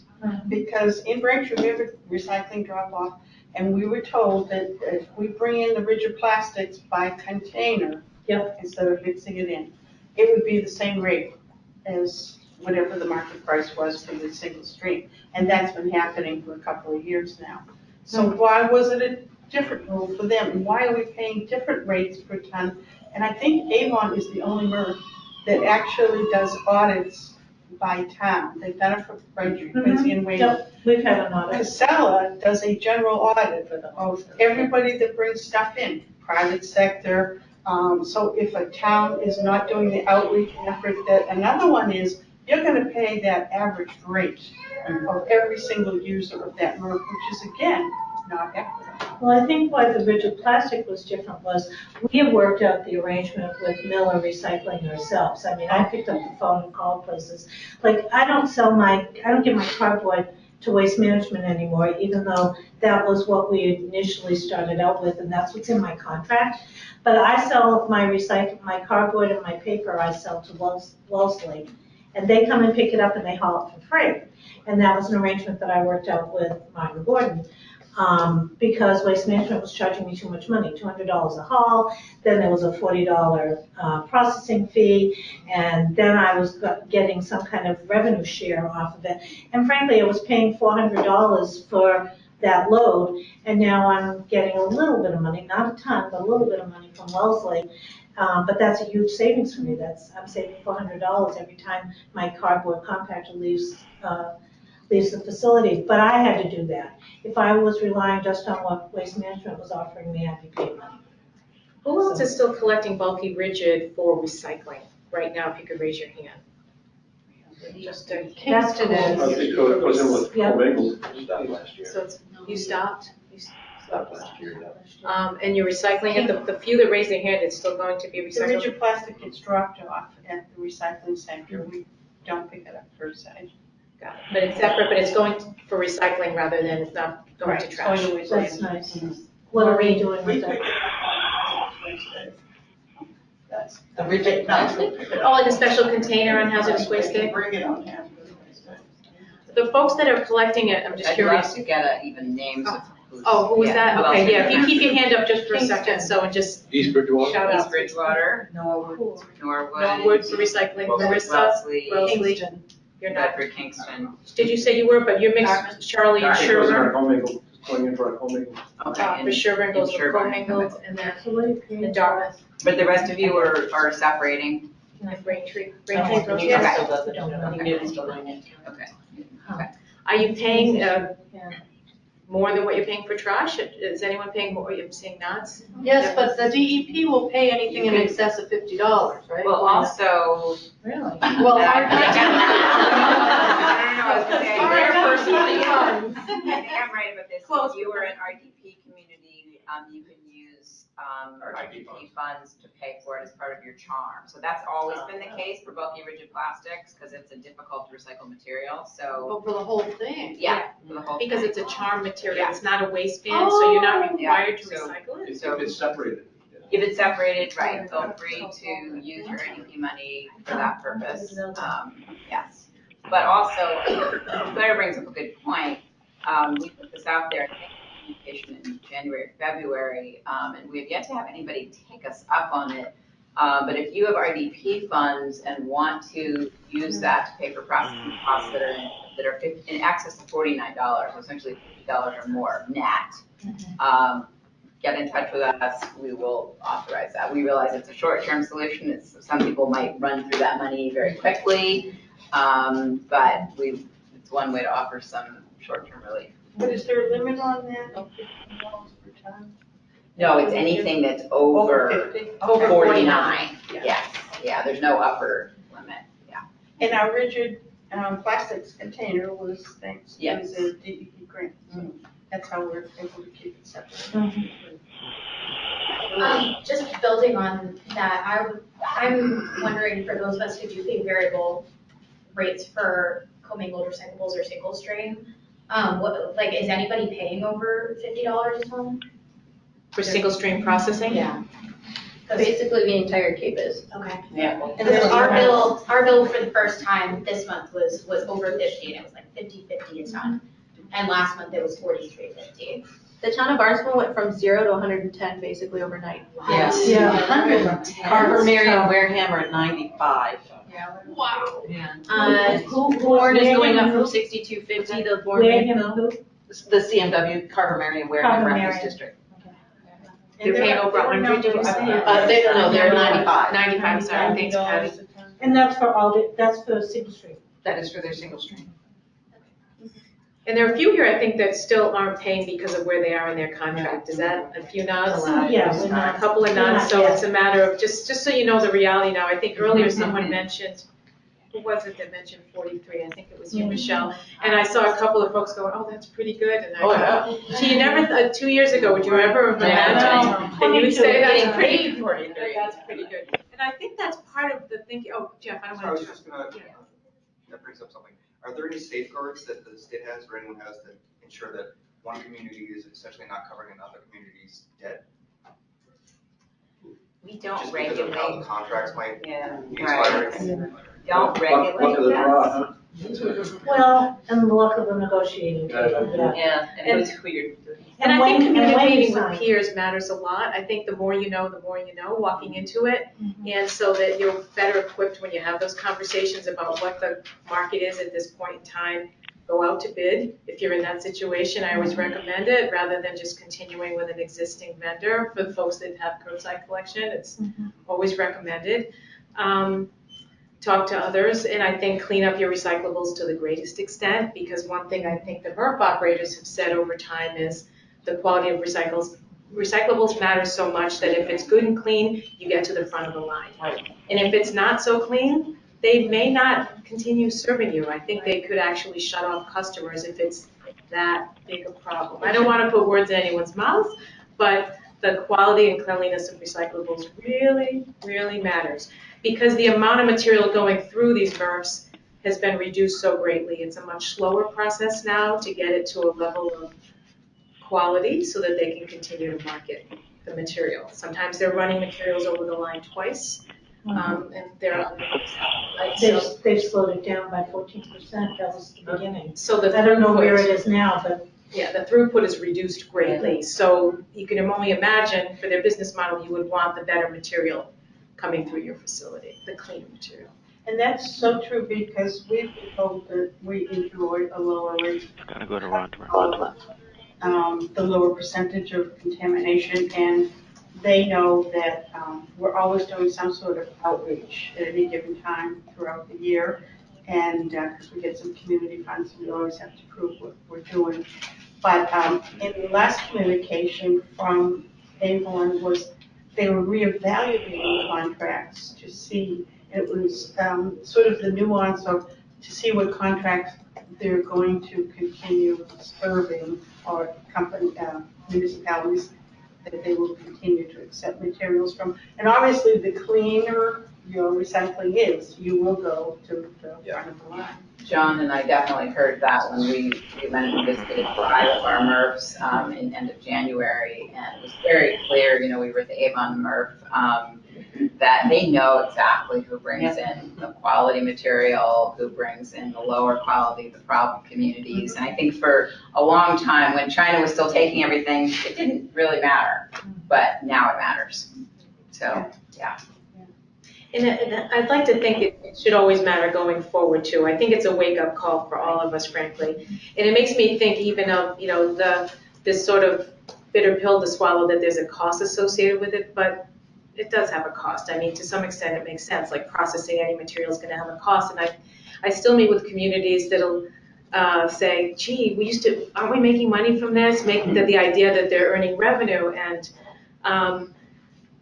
we're not there anymore. Things have a cost, and so even if it's bulky, rigid plastic, I can't help but wonder, are there some communities that might charge a nominal amount for a resident to drop that off as they would any other bulky item, but that might help, you know, support the funding of recycling that material, if there's a market for it, of course, right?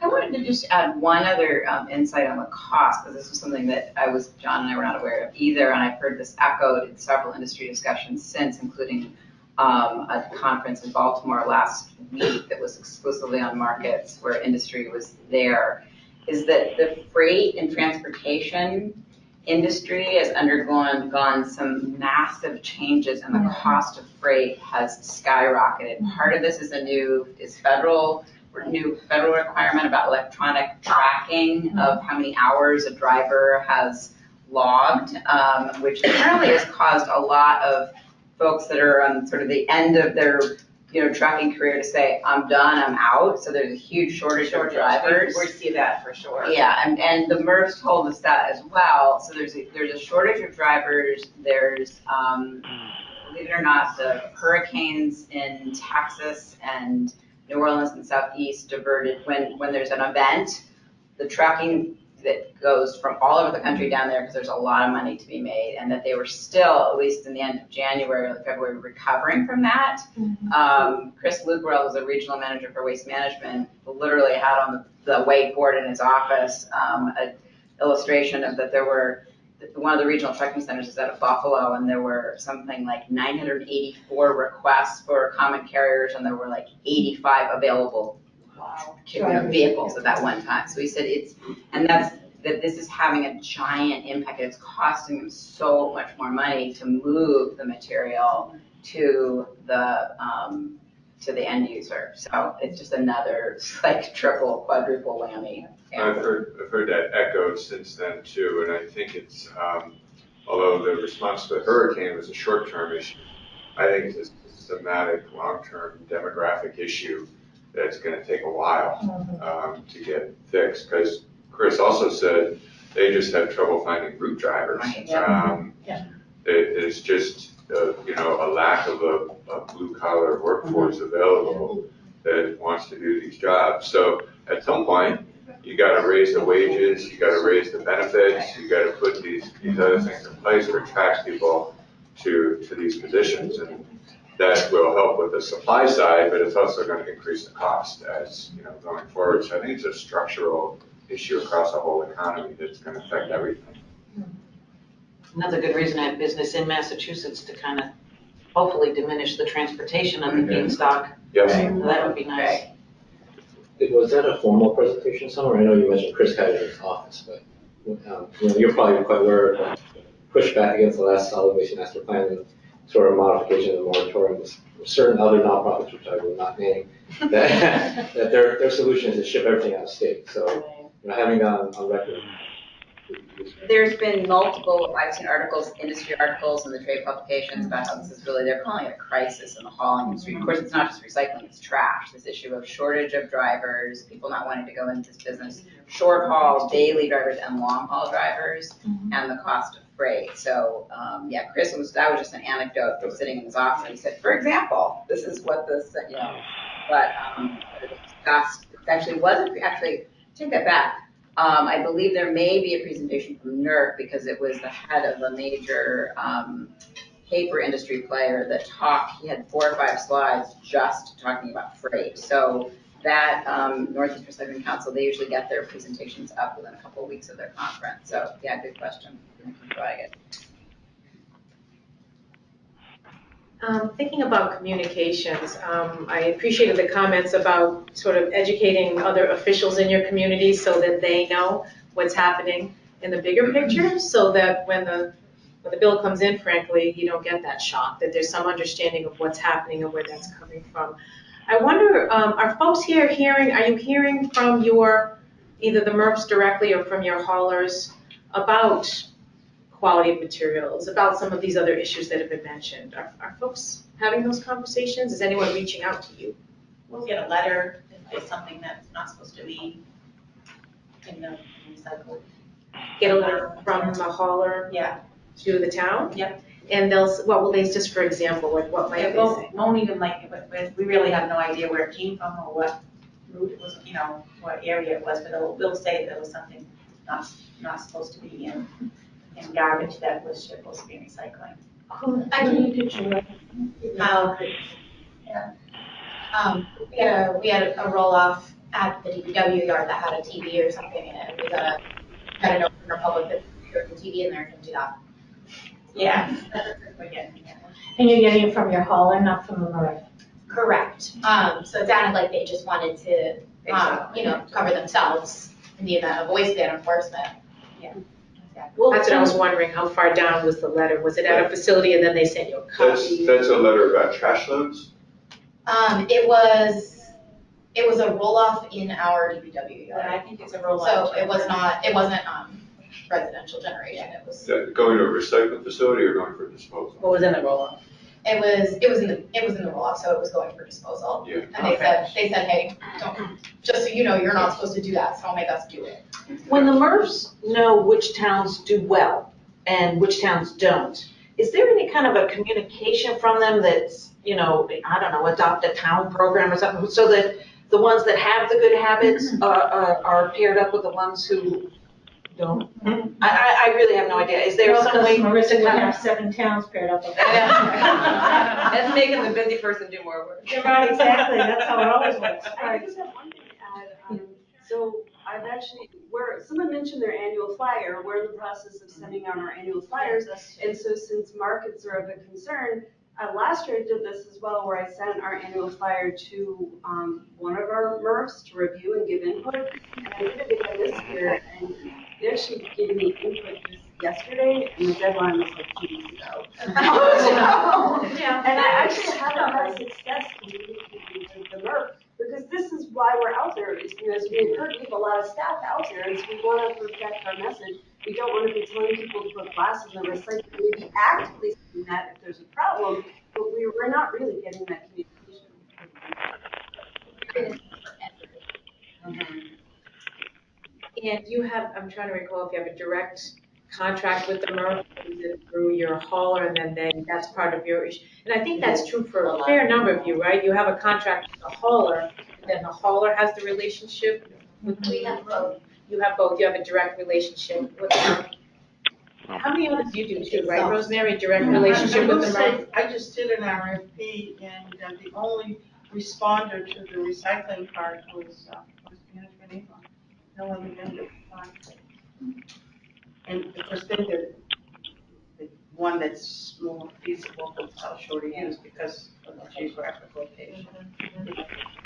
So Rosemary, you Braintree contracts directly with Waste Management for recyclables? Or recycling processing. Right, so they're not hauling for you though? No. Okay, so that's interesting.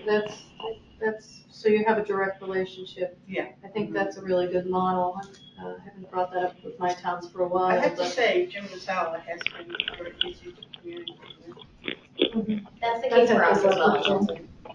Wow, okay. Yeah, and it is also with Avon. The town of Avon. Yeah, folks, why don't you raise your hand if you have a direct contract with a processing facility, not through your hauler, just so we know, so.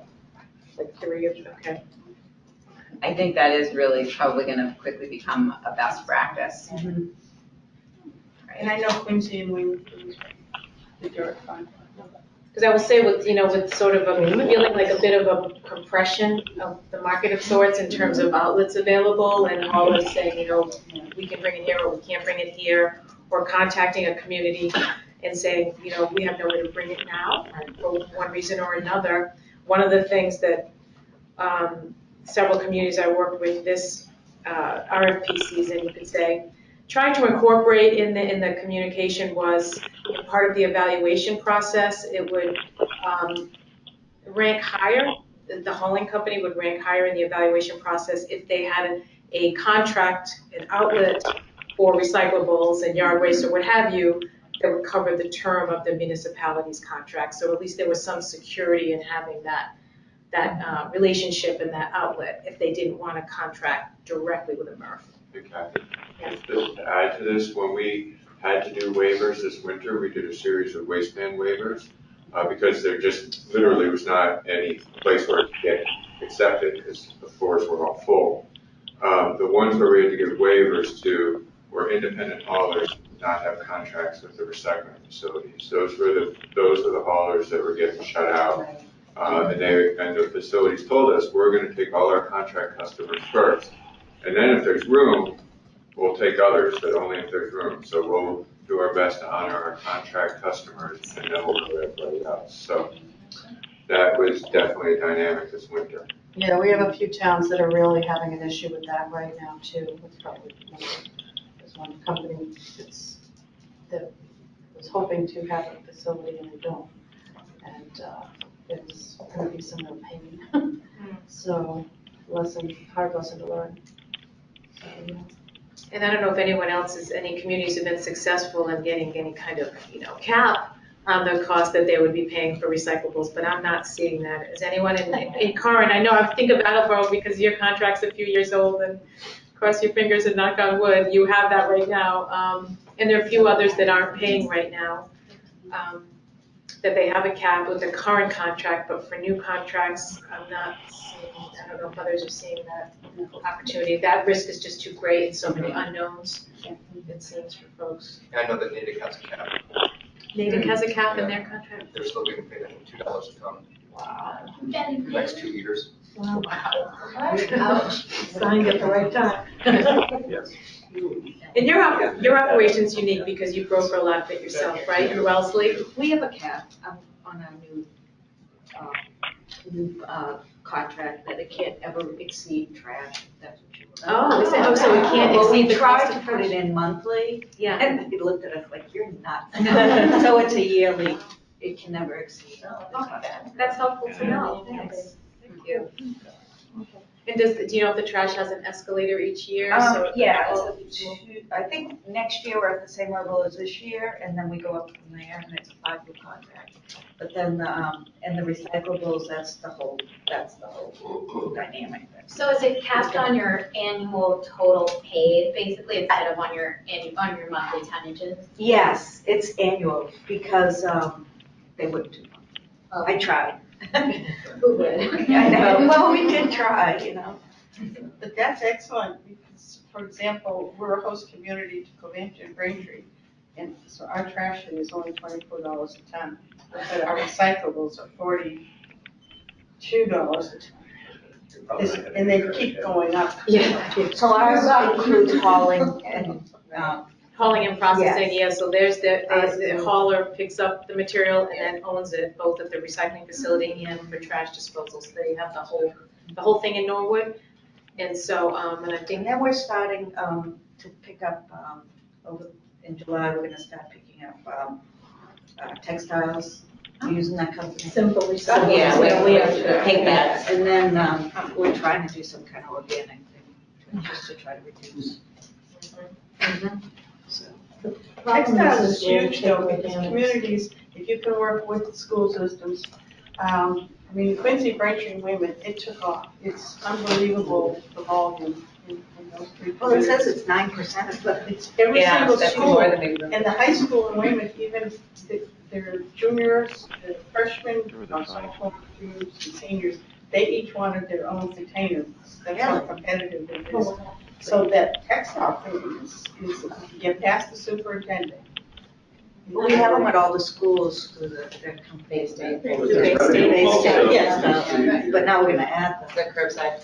And if, shameless plug, if anyone is a curbside community and wants to hook up with what Norwood's doing for curbside collection of textiles, let me know, because we can make it happen, and you get paid $20 a ton, takes out your waste stream, everything's good, you don't have to pay a dime. Seriously, I'm not lying. No, they, So come see me. I do not lie about things, No, money we have a and free. meeting, tomorrow to find out how to get them all our addresses. Yes, all that. That's the hardest piece again is they'll do a free mailing. And the hardest piece is getting the mailing list together. So that's the hardest thing. That's something you have to overcome. Then you get textiles, and yeah, it's 9% now. We're going on a 6% figure, so it's much lower. And how many communities in Southeast that are doing it? I haven't been doing as much, so I don't know where most of the folks, because we're building You have to be with. yeah, we're building, Dedham is one, but we're building the facility. We're trying to get more folks here so that we can build a a warehousing type facility, jobs, good money, jobs for people, little drivers and things. But right now they're in Woburn, and some of our communities that we've had are up there. And the rest will be down here as we build more. Again, we want to make sure there's enough capacity, we don't want to have a facility. But also Connecticut's been getting on board, so some of our Western Mass have been able to go into the Western facility as well.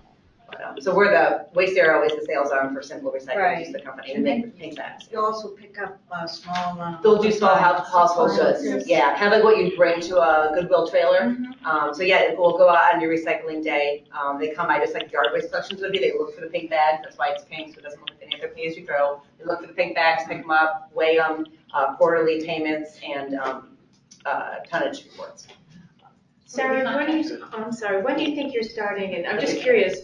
I believe July, we're gonna try to start it when we, With the new fiscal year. And we haven't kicked ours out because I haven't signed the contract yet. Yes, you have not. I'm working with Steve on that contract, so. I know, I'd be eager to see it, I'm sure others might be too, so when it gets going, maybe we'll come visit. That would be great. Carl and Great to Gilbert in see. Brookline too, he picked it up about a year ago. And In Brookline, he says it's the best. it's the best thing he's ever done. He told me that He 3 literally times. kicked it off about a year ago because it was Patriots Day. So at Gilbert and Brookline's been doing it for a year, and a bunch of communities have jumped in that summer and fall, but. and if you can see one of the webinars, that's what we went on. Great, yeah, we had a webinar a couple of months ago, yeah. I'm sorry, it's your webinar or your webinar? We had a webinar a couple months ago. Yeah. And did you share that with officials, and so that was the way to educate about that? Yeah, just talked to Mark, our town manager, and he's like, he made a couple of phone calls to some of his constituents and guys that he works with, and within a week, they were like, yeah, we'll do it. And it's told the selectmen were on board. Yeah. The only pushback we've gotten from is we have a women's community center. They're worried that they're gonna lose items, but lose material that, that comes to them. And we've assured them that, yeah, this is stuff that people are It's a gonna throw out convenient, anyway. it's competing with the landfill or the Right, not the donations. or the bags that have been sitting in the back of the car and driving around.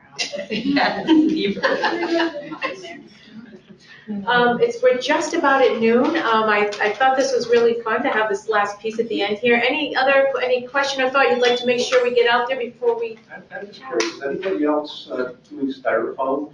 Styrofoam? Good question. Who's taking it? We, Canegliara. Yeah. I think they upped their price. Yeah, it just went up to $200 a truckload. You know. Oh, well, we paid 3, so we're going. But, that's a drop in the bucket. We haven't started yet. We have a very large. What about porcelain products, toilets, sinks, things like that? We're a drop-off facility, and people just bring it in, and for years, people were just saying, oh, just throw it in, make sure you break it up, it's going into the incinerator. It's like, that shouldn't be going to the incinerator. So we're now collecting toilets and sinks, we break the stuff off, $15 a unit. Gonna do Arrow takes that and makes it into aggregate. And currently Arrow takes on that also. But it's a cost, and I'm just curious as to how many other people are banging their heads against all that stuff. I'm expecting to get some kickback from our budget people eventually on that stuff. I think you just have to, somehow we have to find places and get that information out there about where they can send stuff, like a Baxter or something like that for the toilet. And it's just. Or if we start seeing an evolution of maybe the ability to process glass, if it comes out of the equation and it gets processed into processed glass aggregate or PGA, I'm just thinking aloud. I'm not sure if that kind of material is part of the BUD. Like for habitat. Oh, it's not? I don't know why either, because Yeah, I mean. Does that make sense to me? I think it's okay. But I don't know. For 5 gallons. I don't know if the Habitat Restore, they take like historical stuff sometimes, and some of like the porcelain recycling, I don't know if the Restore will take if they have the gallon flush. Yeah. You know, I think, I'm sorry. I know the NRA program in New Hampshire. Yeah. Will take porcelain into the plants. Yeah, yeah, so I think that's what Naked Arrow's doing. So I think Naked Arrow might be another place for. But it's not in Massachusetts. Do you work with NRA? I do. For any of your materials? Do they actually get marketed through that sort of group in any way? We brought 2 loads of glass to NRA. It's the key, 5-hour round trip. So it's not the greatest. And we brought 1 load to Wrentham just recently.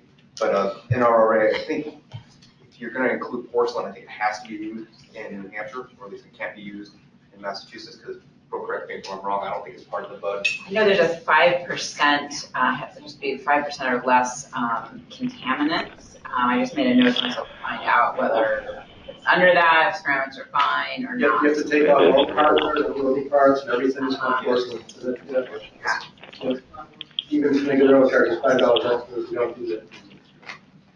Just from anyone who's, anyone on the webinar, we're signing off right now because Edward needs to redirect his laptop. So thanks for participating. And folks in the room, we can stay chatting as long as, for a little bit longer if you'd like to.